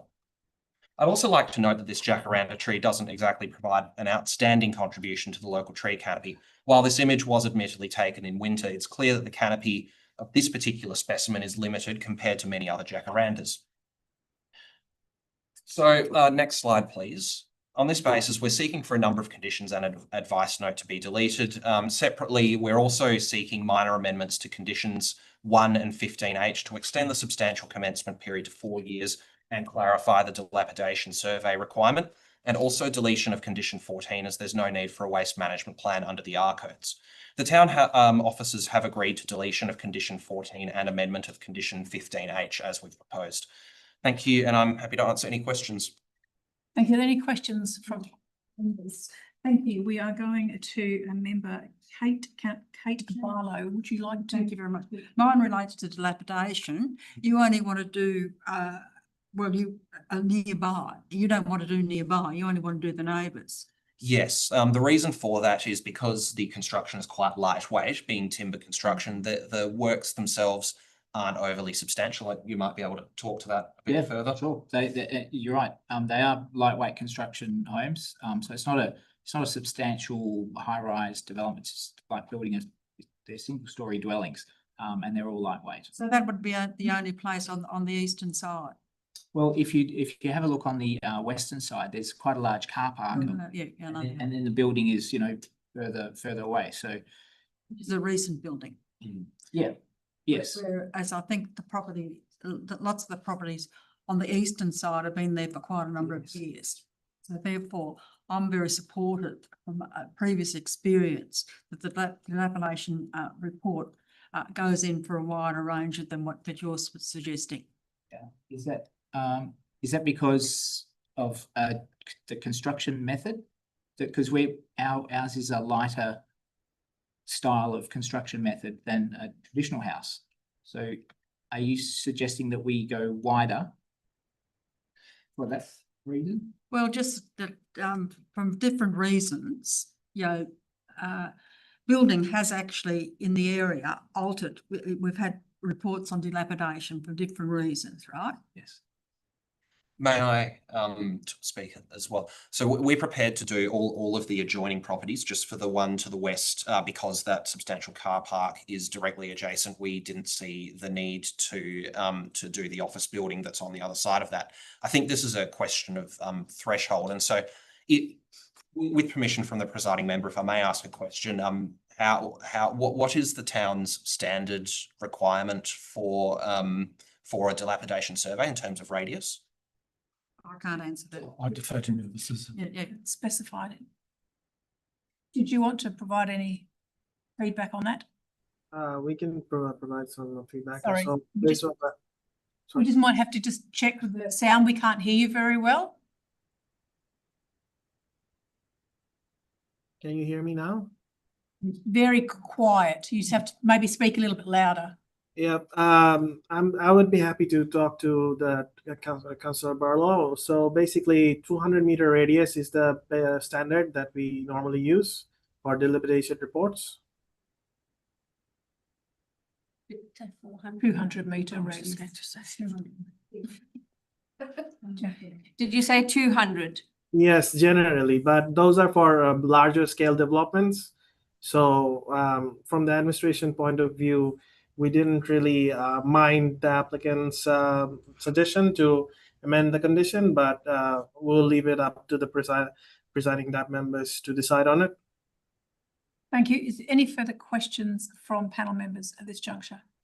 I have a couple of questions. The first question I've got is just a clarification. I've got a couple of sets of plans here.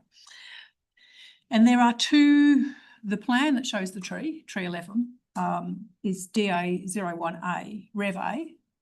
And the plan that is in the development bundle is DA01 Rev C. And the reason I'm asking that question is that the configuration is slightly different as to rear units. Version control. We did.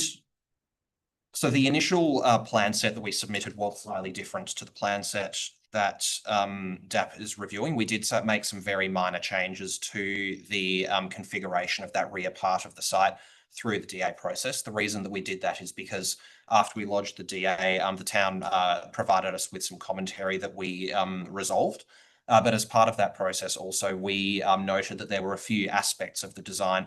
I can't recall any off the top of my head right now, but we were having in-depth conversations about that in about November that we needed to tweak, and so that might be why.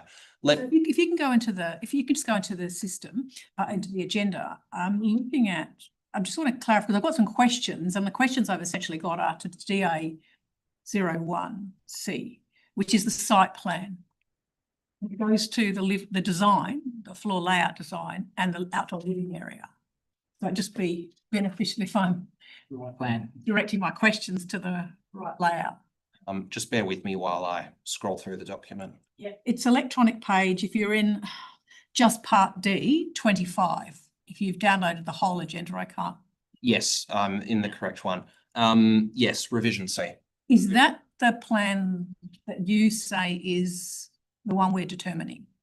Yes. Okay, great. So on that plan, I'm on Villa 2, so last villa. And what I really want is your clarification and comment. According to the plan in front of me, I read that that villa has a covered walkway to the front door, has no sliding doors to the courtyard, and the courtyard is accessible via that single front door. Is that correct in the design? I think there may actually be a difference. Sorry, may I have a minute to work out what's happening here? Yeah.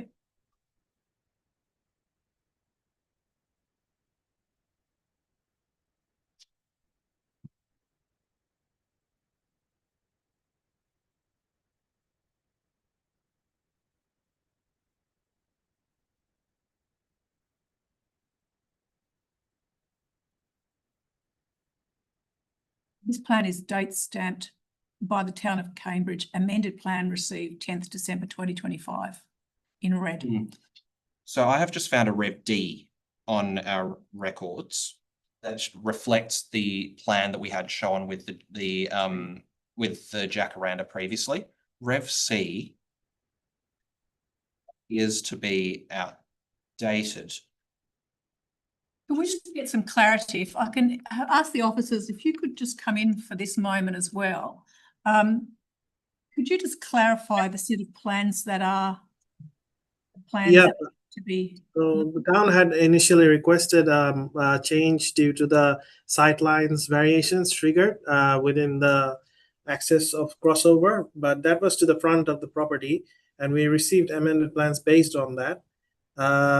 Upon review of the initial proposal, in my document list, I'm seeing revision C on both cases. Okay, so the plans that follow the RA immediately follow the RA, which are referred to as the development plans in the bundle we have, refer to C. That's the one that I was asking a question to. And is the applicant telling us there is a different set of plans that you thought we were considering? Yes, I'm just trying to work out which set of plans we sent to the town, just to work out what happened back in December when we resubmitted after making those few changes that the town requested of us. Sorry, there was a date in December mentioned. Yes. Date stamp when the town received it. So that the plan that I'm referring to, your reference, has a C, and the town has a red date stamp on it that says they received that set of plans on the 10th of December 2025. That's the plan that we have as the development plans that we're looking at for today's discussion.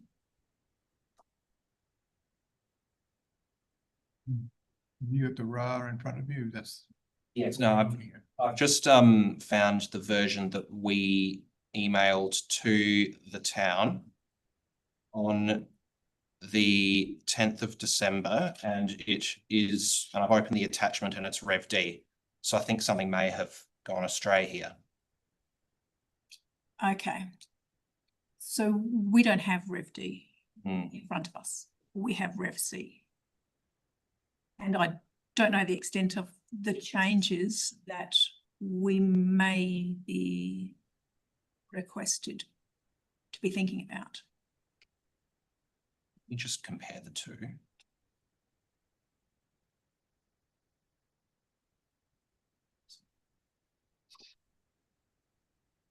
And we, at this juncture, cannot substitute a set of plans before us. We can only deal on what we have in front of us.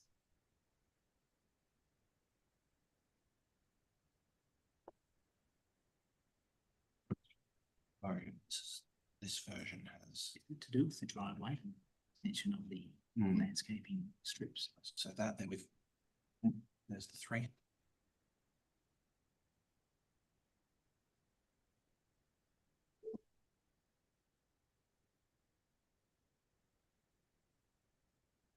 It's as if the top is consistent. Yeah.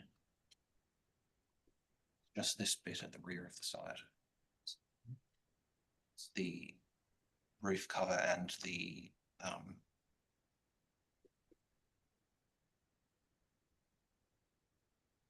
essentially this section through here that we tightened up. Does the roof cover not go across to? Right. There's the roof cover there, and so then here it doesn't go there. So we can only deal on. We can only deal with this now. So I guess either pay an approval for this, or come and try and make an amendment, potentially do a DA and ask, or there's a deferral left. Preference would be. That's up to you. So are we dealing on the application that we've got in front of us? You're suggesting that you're not at this juncture seeking for us to discuss anything else. We're going to continue to discuss this because obviously anything else we don't have the material on it. So I agree. I think Simple as that. we should deal with what you have in front of you in the RAR, and then if we think that there is a change required, we can go back to the city. So that's separate to what we're dealing with today. Yes, so my question is quite specifically about Pillar 2, the end unit, and accessibility to the outdoor living area. And that is in the context of the jacaranda tree that we're referring to in those conditions 4 through 7. And this plan would indicate that the jacaranda tree is directly in front of the accessible path. Is that correct? And is that the sole access point to the outdoor area from this villa via that front door? That's the plans that I've got in front of me. Yeah, there's other access through the Okay, so there's no other alternate access to get to that outdoor living other than laundry. So there are two methods to get inside the dwelling. The first one is via the front entrance. That you would travel southwards. The other way is through the carport and then through the laundry. No, my concern is not so much accessing the premise, it's accessing the outdoor area. I see. Which is the question I've got in the context of the location, as we see on the other plan, for the tree and the comments that have been said today regarding accessibility. And so from my perspective, it's seeking clarity that that is on your plan, on your elevations, the sole access point for occupant into that outdoor area, which is directly abutting. Yes, that's correct. That is the sole access point into that outdoor area. So that is my key question. And you're indicating that the landscaping can be provided around the site, but the focus has been around accessibility to that outdoor living area by the occupants based on classification you're seeking. Yes. So the outdoor living area, there's, I guess, an undercover alfresco area near the front entrance. There's a footpath along the northern edge of the dwelling, which provides access to the occupant, for the occupant to the shed. And then there is a long rectangular area, which would be landscaped and include a tree in it. So if I'm sorry, if I can follow up on that, if I'm looking at your submission PowerPoint, you've got there a locate or a plan there, jacaranda conflict, Scott. If I place that jacaranda trunk on the plan that we've got, revision C, the one we've got in front of us, it's sort of up to the northwest corner of that outdoor living box. Yes. The landscape area. It's sort of right on the top corner. Yeah. Right. Very close to the fence then. With a trunk diameter of. It's the TPZ that extends to the mount. Trunk diameter of 0.4 millimeter. Reading this correctly. That was my main question, to get clarity around that rear question, that rear unit. Is there any further questions to the applicant? Okay. If not, we're going to go to city town officers. Would you like to make some comments in relation? Yeah, thank you, presiding member. And Ahmed, is it Ahmed and Michael? Ahmed Yep. Hill and Michael Dowse that we have online? Hello. Great. Over to yourselves. Do you want to make any comments? Not so much the whole of the RAR, but more comments in relation to questions that have been raised and matters that have been raised during today's meeting. yeah, most definitely. I want to highlight the fact that the tree retention policy was put in place since 10th of December 2024, and we have been trying to maintain that canopy cover and prioritizing retention over replacement, because it is evident that the trees take a long period of time to grow into canopies and have a substantial effect on the adjoining properties. So our main point of focus was mainly, and contention with the applicants was mainly how to preserve the trees and how to at least redesign the layout of Villa 2 to respond to the retention of those trees. that was our main point of contention with the applicants. But as you already might be aware, that we didn't really come to a conclusion, which is why we decided to recommend conditions of approval. And we are not inherently against the specialist disability accommodation. We are of the opinion that it's a social benefit. It obviously helps the town as well as the community that will be living there. But we do emphasize the importance of retention of trees. I'll also ask Michael to have some technical advice on it, because he is the one who reviewed the arborist report. Please. Yeah, with regards to the arborist report from Arborology, they've recommended the tree to be retained. Obviously, with the tree protection zone, there will be encroachment, but with the tree protection zone, there can be slight encroachments, as long as the structural root zone, so the trees are protected. And as part of the methodology of the arboriculture report, the tree can be protected and maintained as part of the DA and the proposal. The tree is healthy. There was some minor defects, like all trees have minor defects, and they, as the arboriculturalist said, and I agree, there's nothing too wrong with the tree. Obviously, one comment, obviously, the tree drops leaves over this couple of months, a big, obviously, deluge, but all trees drop leaves. The evergreen trees drop leaves throughout the year and have throughout, looking at maintenance, where the jacaranda being a deciduous tree, it drops it all in a lump sum. The majority of the time under maintenance, with obviously with the keeping of sweeping. I'm not sure what the services are available, but these can be maintained over this couple of months of a large droppage. But there are management options available to still retain a tree, make sure it's safe. In relation to that, I also want to highlight that site management is kind of separate to the planning matters that we normally assess under administrative point of view. So the site management was not really considered in terms of tree retention here, because the entrance that we are talking about could also be potentially shifted towards the rear of the site, or to be coherent with the tree rather than being opposing or being inconvenienced by the tree, basically. So can I just clarify your comments that you've just said there? Are you suggesting that Villa 2, the end unit, requires modification, as you were just referring to, in order to retain the tree?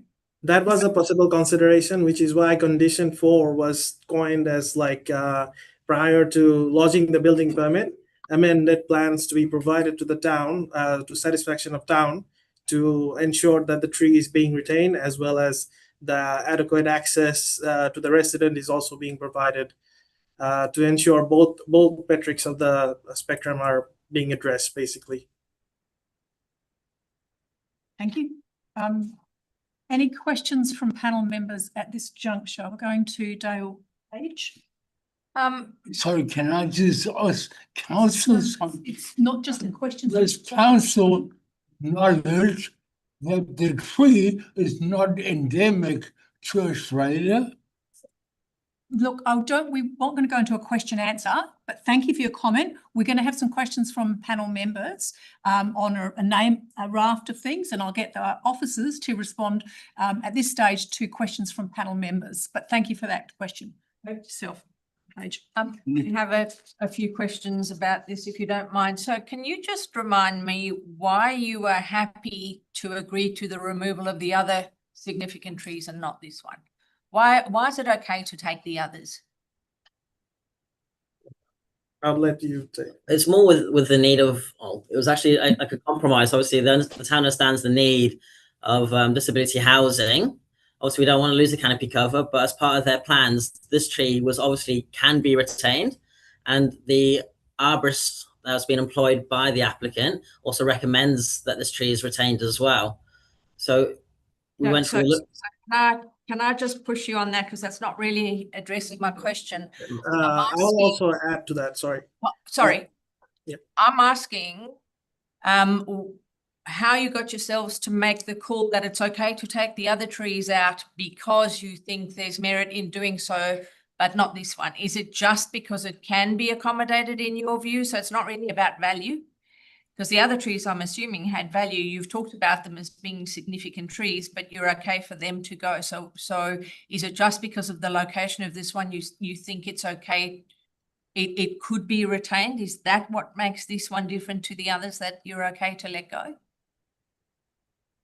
There are 2 points here, member. One is, first of all, the strategic framework that we are basically facing, which is inevitably the site would be developed in the near future, which potentially could remove all the regulated trees from the site, and it will have an long-lasting impact if all the regulated trees are being removed, and that impact is not being contemplated here, and the town is basically trying its best to recommend at least one retention.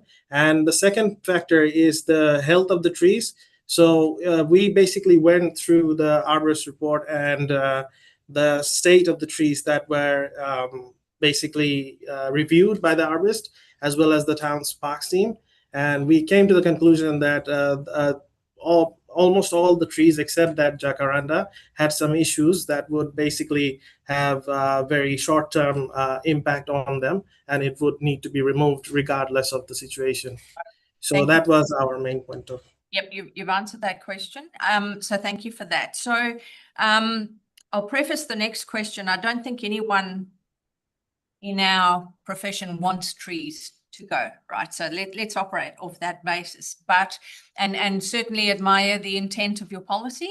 But do you acknowledge, much like any other planning instrument that is a policy or a higher level strategic document, that it isn't designed to cater for every single scenario, and that it may be difficult to achieve in every case, and specifically for specialist accommodation like this? When you developed the policy, was SDA factored in at that point, or was it not?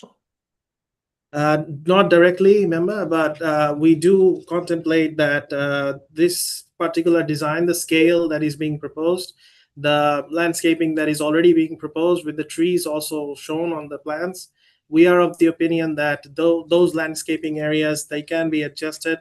And I'm not particularly a expert of SDAs, but from my point of view as a planner, we recommend that the retention of a tree would be more valuable than replacement in this instance. Sure.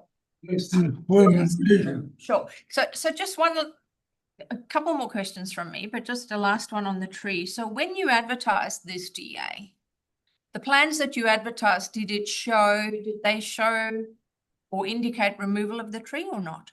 Yeah. The arborist report was also advertised along with it. Yep. So the plans that were advertised for public comment showed removal of the jacaranda. Yep. Thank you. And then very last, on waste management, why would you, given the R codes, why would you need a waste management plan for this scale of development?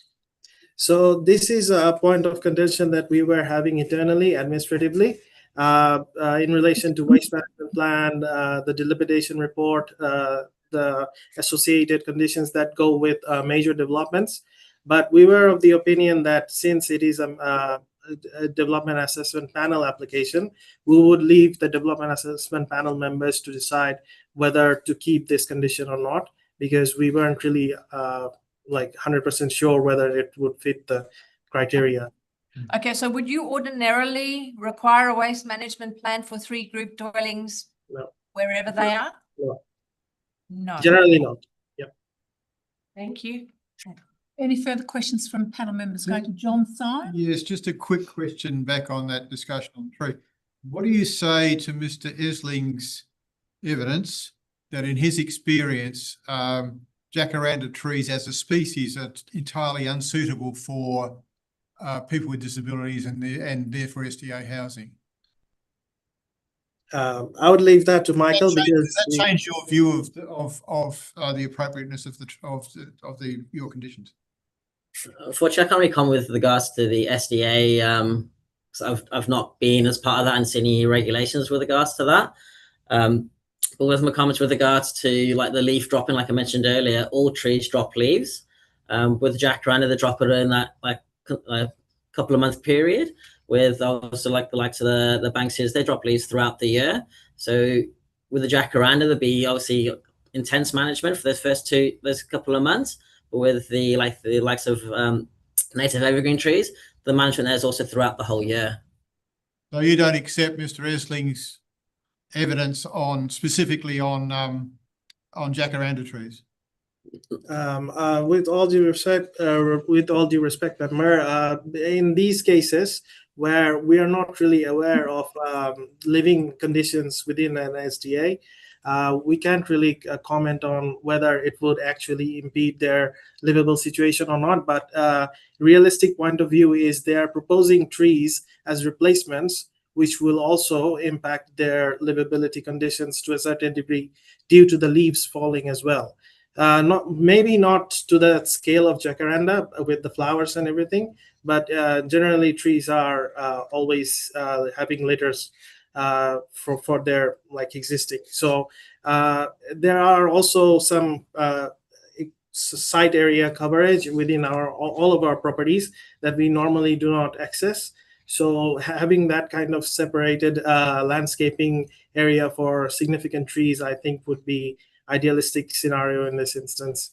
But I will leave it up to you, the members, to determine whether it's suitable or not.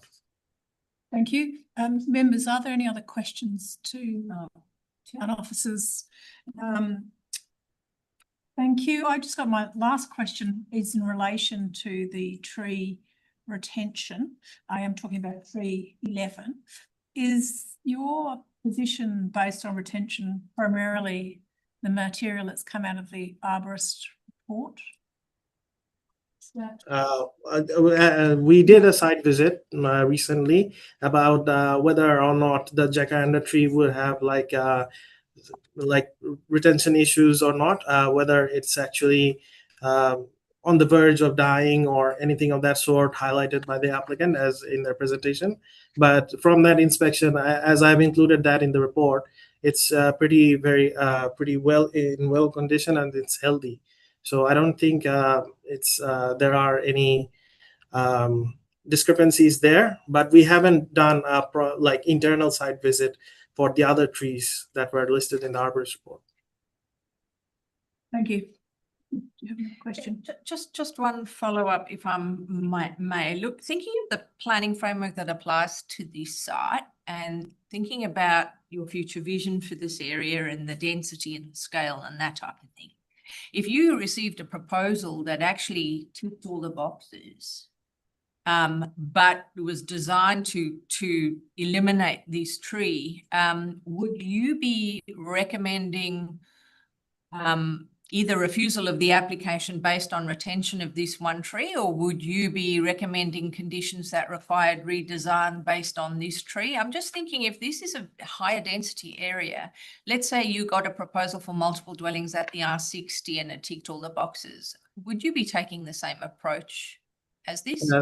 Thanks for the question, member. So basically, the application must always be assessed on what is being proposed and what is in front of us, rather than a hypothetical future development proposal. So under the framework, even though it is being proposed as a center, the proposal in front of us is 3 group dwellings, single-story group dwellings, which can comfortably at least accommodate 1 tree to be retained on site. That was our point of view on the whole thing. Thank you. And my final question relating again to the same tree, in terms of the town's preferred species, do you include or have preferred species relating to essentially small courtyards? And how does the jacaranda tree, which is a fairly large tree and a fairly strong root structure, what's your town's position on tree species in small courtyard spaces? Most likely, when assessing like where we're going to plant a new tree within a development, we look at what best in that location. And a jacaranda is a large tree. We probably wouldn't recommend a large tree in a small area for a new planting, because eventually we want to plant a tree that can grow to its full potential. with regards to jacaranda, obviously the canopy will overhang the property and the buildings. We'll have management implications. There will be pruning. So we probably wouldn't have recommended a jacaranda to be planted in that same spot if it was gone to go ahead.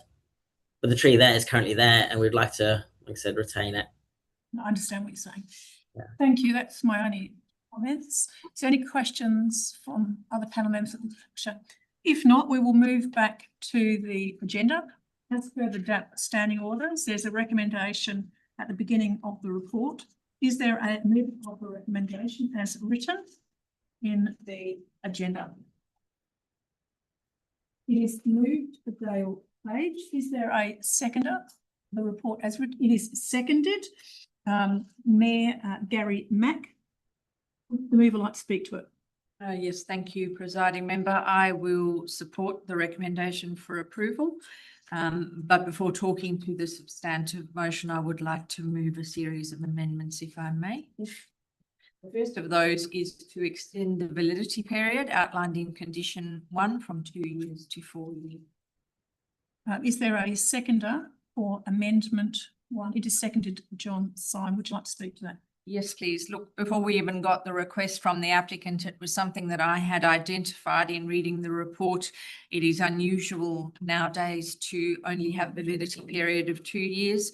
4 years aligns with the practice of almost all other local governments and also aligns with the DAP regulations. I think it's, even though it's a small scale development and the developer may or may not be ready to go tomorrow, I think it's reasonable to provide additional time for the developer to substantially commence rather than having to return to the STAP for an extension of time in the event that something means that extra time is needed. So I just think 4 years versus 2 years makes sense. Would the seconder like to speak to? No, nothing to add to that. I think this is standard practice now, 4 years. Is there any other speakers on amendment 1? I'm of the view, I support that, but I think, and we come to this panel repeatedly with 2 years, and I think we do really need to change our internal practices to allow for 4 years. I accept it's now standard practice, and almost every DAP I've been to, there's been an amendment that concerns our RARs to recommendation from 2 years to 4 years, so I support that. Thank you. Any other speakers on amendment 1? Would you like a right of reply? We're going to the vote on amendment 1 to modify condition 1 to 4 year timeframe. All those in favour? It's carried unanimously. Would you like to continue speaking? Yes, please. I would then seek to delete conditions 4, 5, 6 and 7. Condition 9E, the first part of 9F, condition 14, condition 15.11 and advice note 11, which all relate to the retention of the jacaranda. Is there a seconder for amendment 2? Yeah, could I just go, could you just run through those? Sure. Everything that's been. So condition 4, 5, 6, 7, 9E, the first part of 9F,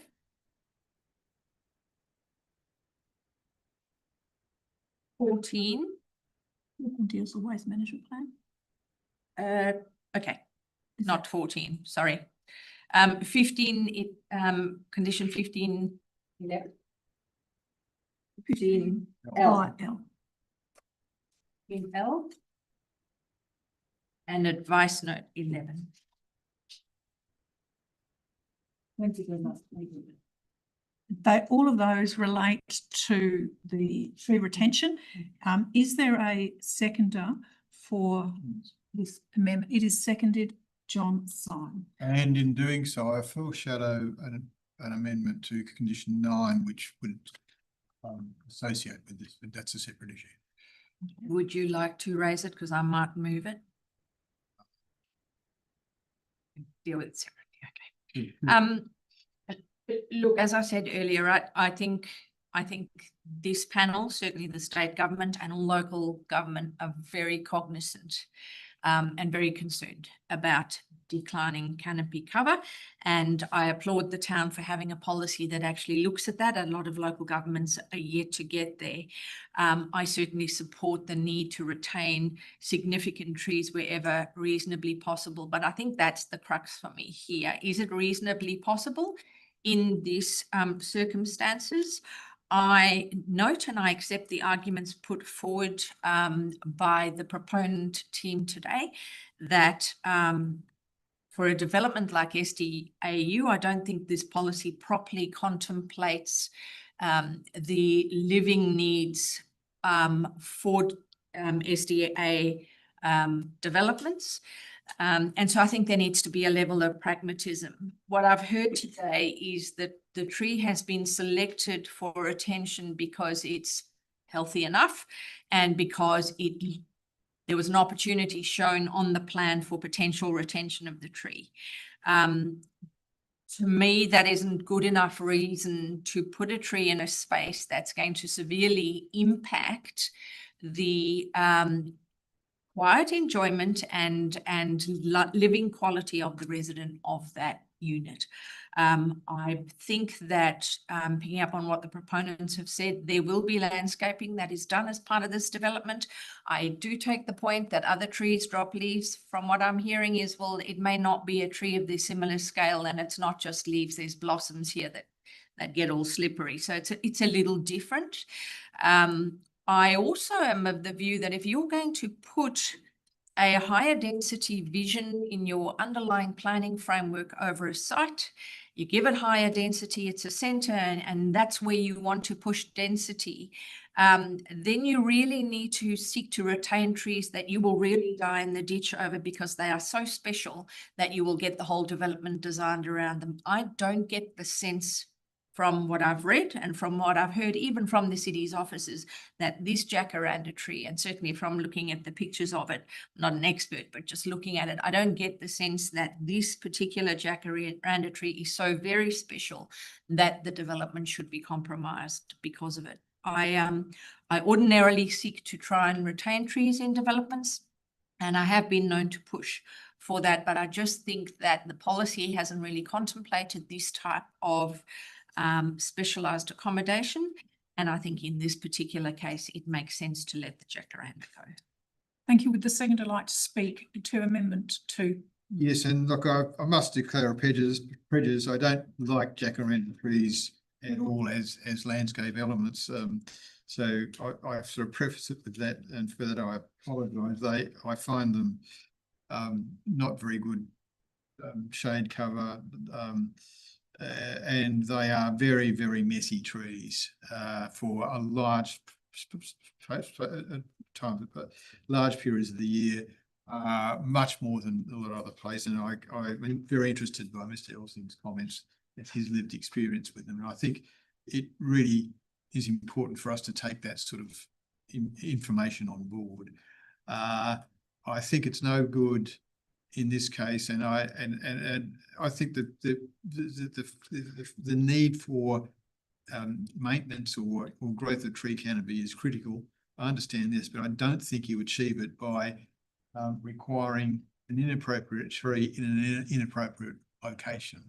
There is no way that I can see that we can have the plans that we have before us, whether they're using C or D, there's not going to be that much difference. I can't see any point in having the plans we have in front of us if there is a conflicting condition which says, well, there's going to be a tree in the middle of everything and it's going to get in the way. I think in this case, because this is specialist housing, there is a consideration that's incumbent upon us to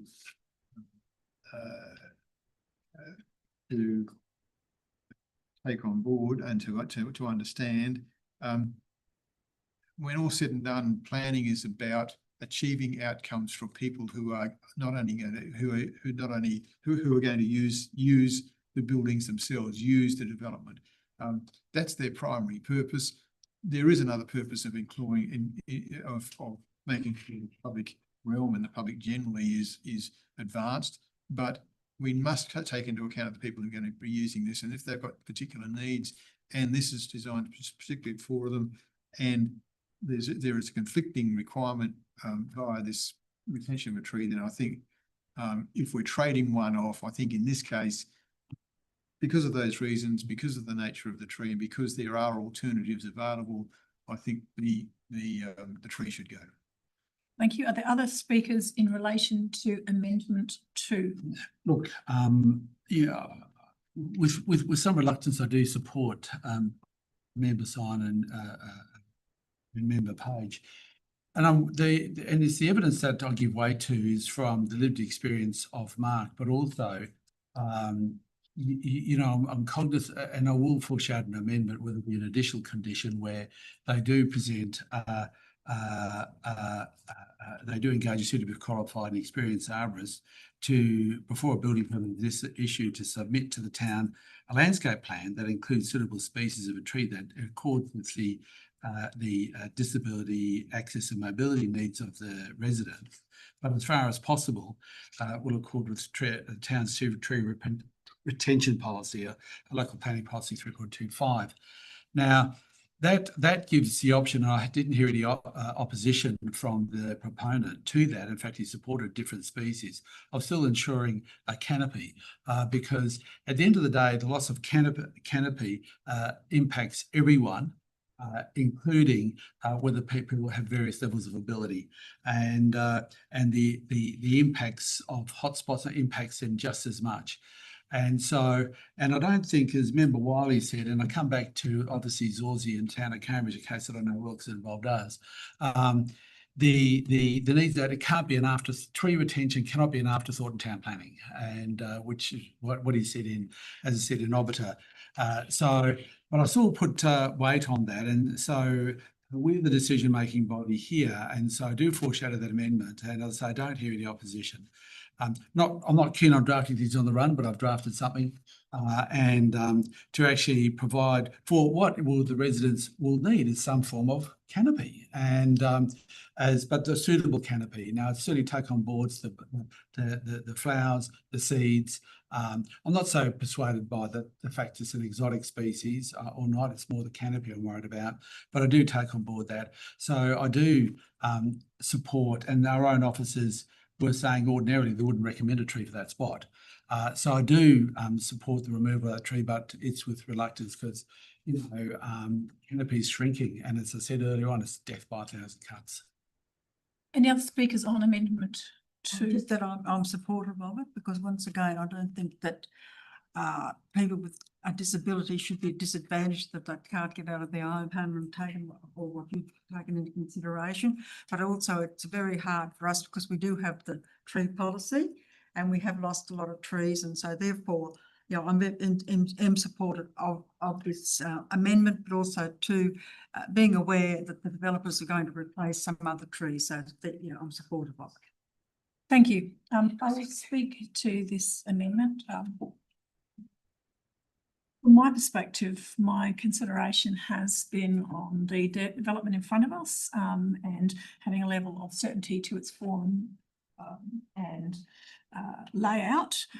I don't subscribe to a view that would require a series of amended plans that potentially substantially modify Villa to the end unit. There is no certainty in that form of decision making from my perspective.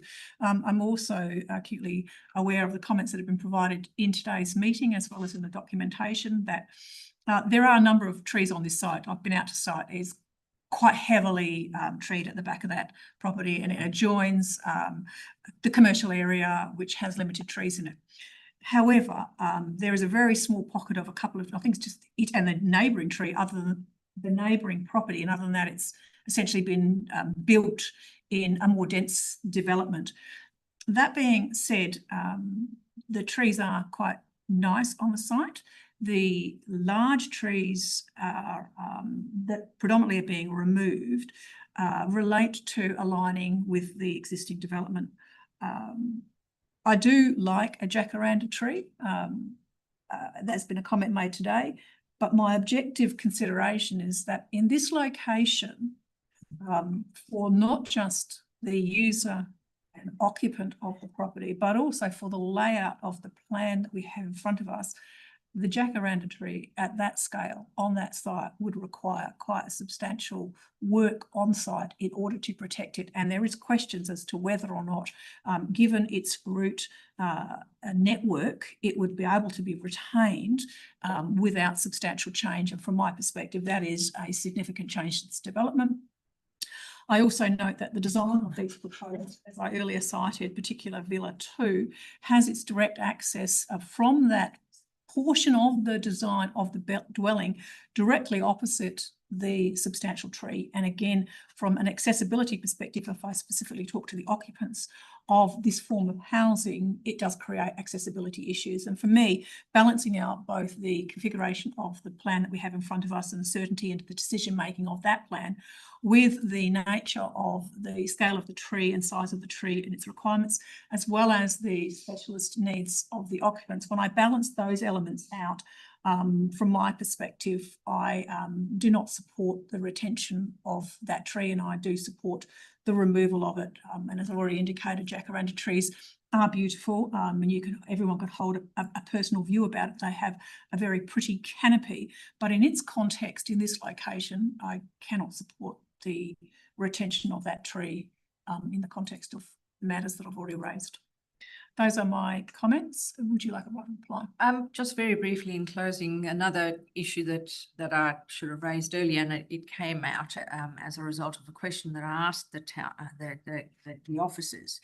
Our communities, not necessarily just Cambridge, but our communities usually scream blue murder when we remove significant trees, and so they should. This application was advertised with removal of that tree shown, and nobody made a noise.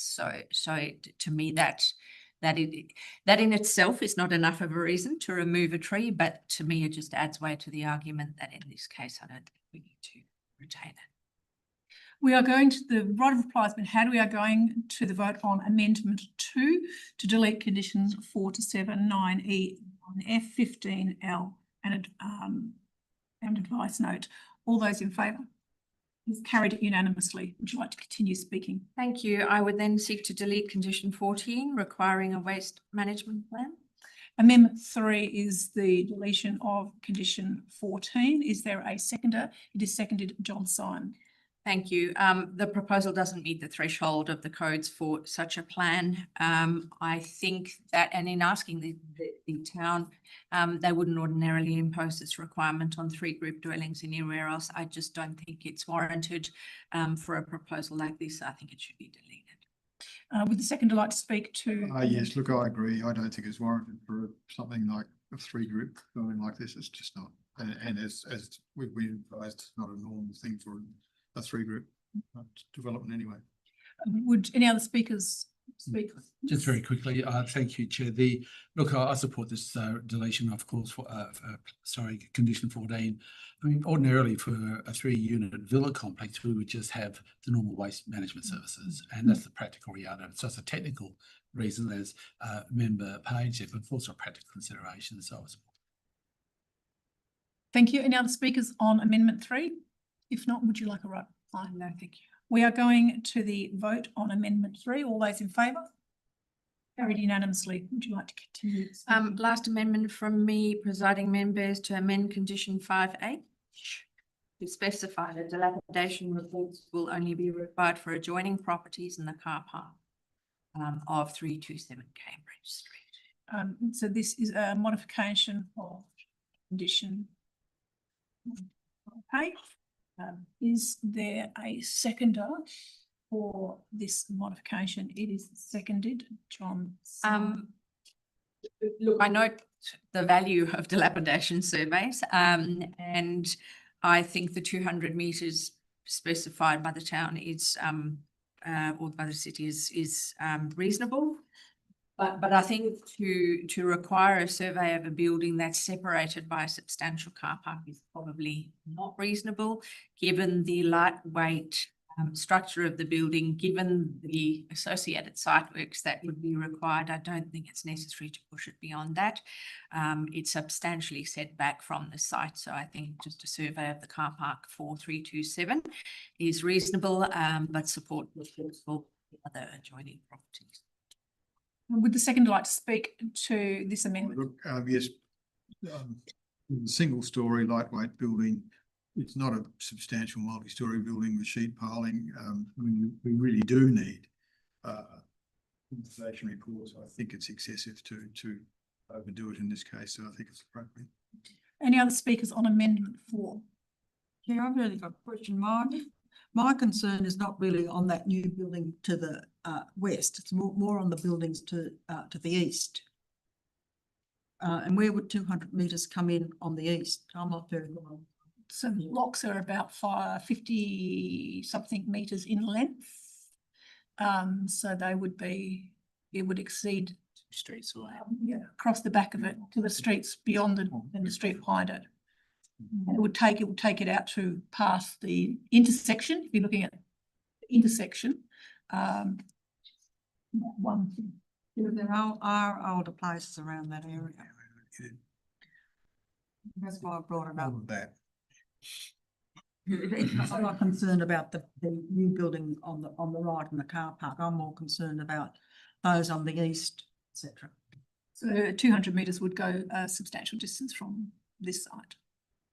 Did you have any other comments you wanted to make? No, that's all I've been. I'll just make one comment if I can. Look, Yes. I again agree with it's a lightweight timber construction. We're advised, and what's presented here. And of course to the east is quite right. There's a significant car park to a commercial complex, and to the west, and so certainly to neighbouring properties, absolutely, because even with a lightweight construction, there can be problems. But beyond that, to the next street, it is excessive, I think, and it's a formulaic approach to town planning rather than a bespoke one. Thank you. If there are no other speakers, I'll move back to the meter for right of reply and close off the debate. Nothing good. We are voting on amendment 4, modify condition 5. All those in favour? Against? Is carried 4-1. Would you like to continue speaking? Thank you. No further amendments from me, presiding member. I'm happy to support the proposal as amended for much needed specialist disability accommodation in a great location for it. Although the vision set for the site in the underlying planning framework is for higher density development, and we certainly need more of that, this type of development requires a lower scale, and I'm of the view that in this case the use is more important than any potential density opportunity cost on this site. I'm satisfied that the proposal meets the objectives of both the current residential zone and the proposed centre zone, which is going to apply to the site under the new local planning scheme, as well as the objectives and controls of both the current activity centre plan and the proposed new precinct structure plan. Also satisfied that the proposal meets almost all applicable deemed to comply standards of Part C of the codes and the relevant design principles where there are minor deviations, and they are minor, from the deemed to comply standards. As mentioned before, I note that no submissions were received during consultation on the proposal, which in my view for a proposal like this signifies community support for it and all that it entails. So I will be supporting overall. Thank you. Thank you. We move to the seconder of the substantive motion. Mayor Gary Mack, would you like to speak? Yes, I would. Look, I'd like to move a further amendment, and that there be an additional condition, as I foreshadowed, that the applicant, prior to being issued with a building permit, engage a suitably qualified and experienced arborist or landscape architect, to develop and submit to the town a landscape plan that will include suitable species of tree and other vegetation that will accord with the needs of the residents, and as far as practical meets the guidelines in the Town of Cambridge Tree Retention Policy, LPP 3.25. Elegant. Second that, can I make a suggestion? Yes. And I suggest that is incorporated as an amendment to condition 9. And the amendment would read, prior to the issue of any building permit, a detailed landscape plan shall be prepared by a suitably qualified landscape architect and submitted to and approved by the town. And then sentence after that would be a specific objective of the landscape plan will be to maximise the tree canopy while still consistent with SDA housing requirements. I think that's more elegantly put. Yeah, Chair, I do accept that. Okay. Amendment to condition 9. After detailed landscape plan, insert the words prepared by a suitably qualified landscape architect and submitted to and approved by the town. And then a sentence after that, which would be a specific objective of the landscape plan will be to maximise the tree canopy while still consistent with SDA housing requirements. Can I make a comment? Yeah, technically there are no SDA landscaping requirements. So it's. How would you usefully phrase that? You understand where I'm I getting? totally do, yes. We're trying to maximise tree canopy, right? So But still recognise there's you got some constraints. Yeah. But how would we express that nicely? Is it to do with the needs of your residents? Because yeah, I did check, there's no SDA landscaping. Correct. Yes. So how would we elegantly phrase that? I think in the absence of mentioning the SDA guidelines, perhaps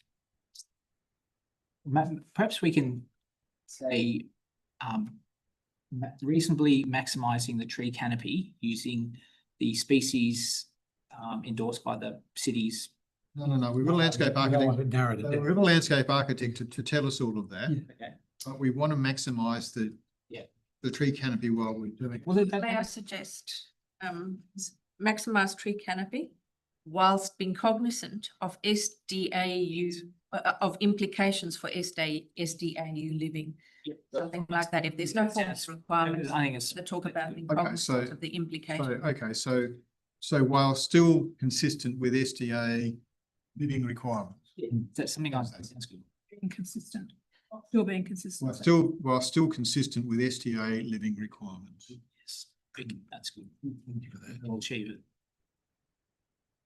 Okay, so that is moved. That's why it is for you. Second. Then it's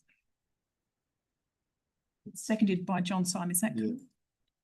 Okay, would the mover like to continue speaking? Look, I'll just keep my comments very brief because you've debated this for quite some time, but I think this achieves, as far as practical, the needs of everyone, and also meets the needs of the residents in three villas. To have some green canopy around them, which is what everyone else needs, everyone wants. We just can't have it all covered over with concrete or other hard surfaces. So I certainly thank my fellow panel members for helping draft that. I'm not good at drafting things on the hop, so but I certainly support it. Yeah. Would the seconder like to speak to Amendment 5? Yes. Look, I think that this, because of the issues that we've got, we really do need a proper landscape architect to help us here. We may end up with a bunch of Banksia, and there's nothing wrong with that. They're quite reasonable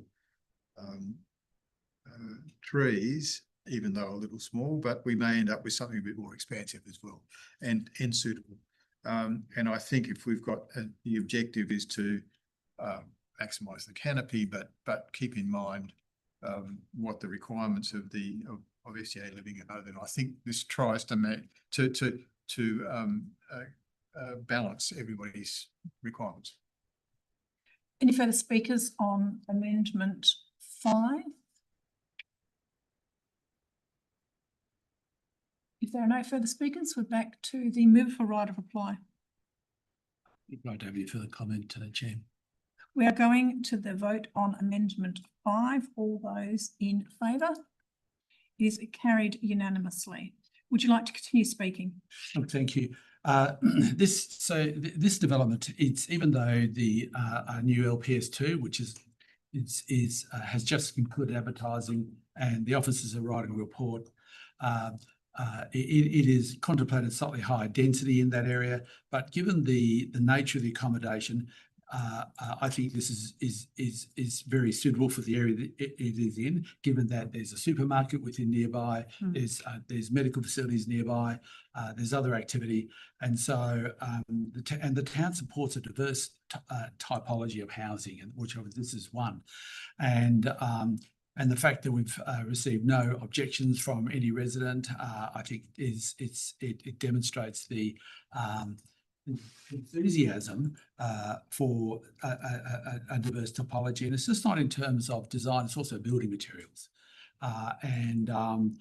which is a lighter weight of construction, and maybe that is the way of the future for housing, for more dense housing. For people of more able people than your residents would be. So, as the previous speaker has met, when it meets nearly all the deemed to comply provisions, and it easily meets the objectives of the planning guidelines thereafter. So, really no issue with that, and I think it'll be a great complement to that central area when it's fully developed in the fullest of time. So, I endorse. Thank you. Are there any other speakers on a substantive motion? Yes, we are moving to Member Kate Barlow. Thank you very much for coming forward with this development, because the town of Cambridge welcomes residents of diverse customs and abilities to enhance the fabric of our lifestyle. We have a very active disability and inclusion committee, and we will look forward to working with the residents in this area to help see how we can enhance their lifestyle. Thank you. Are there any other speakers on the substantive motion? Yes, John. Very briefly, look, this is, now that we've sorted out the tree, I think this is, in theory, this is a bit of an underdeveloped site in this, but however, it is a very good use of it in this location. And I think it's an important form of housing which we need, and as I say, this is a good location for it. So, and I think also I'd like to commend the use of some alternative construction methods as well. I think the lightweight approach to this is a good approach. Thanks. Thank you. I will speak to the motion. I think the proposed development is appropriate development, both in terms of land use and locational context. It is excellently located, surrounded by a significant amount of services and amenities, providing good access for occupants of these units. It's meets the mix of housing, meets the needs of the community. Its form and scale is both acceptable, noting that it's in a small pocket that joins the commercial area, and it provides that link into the area that I've already indicated. As far as I'm concerned, it's consistent with the provisions of the scheme and the planning framework that it sits within. And other than the tree, I think the development itself is totally suitable, and this particular site, given that it's in this particular area, one of the few sites undeveloped, it has a substantial number of large trees on it, quite unique compared to some of the other areas, although I do note when I was out on site, the area itself has quite a reasonable amount of large trees just generally in that pocket as well. So whilst there is a loss on this side, I do note that that particular section of the area that I was travelling through had a reasonable amount of mature trees in it. So those are my comments. I'm to the move right of final close of debate. I think we're going to the vote on this motion. All those in favour? It's carried unanimously. I would now move forward to the agenda. There are no other There are no other applications in relation to this part of the agenda, and there is no conversation that I have in any matters. Accordingly, We thank the participation of all members and thank the participation of council members, Barlow, the town officers and applicants team, and officially would like to close the meeting at 4:02 p.m. Thank you, everybody. Thanks, guys. And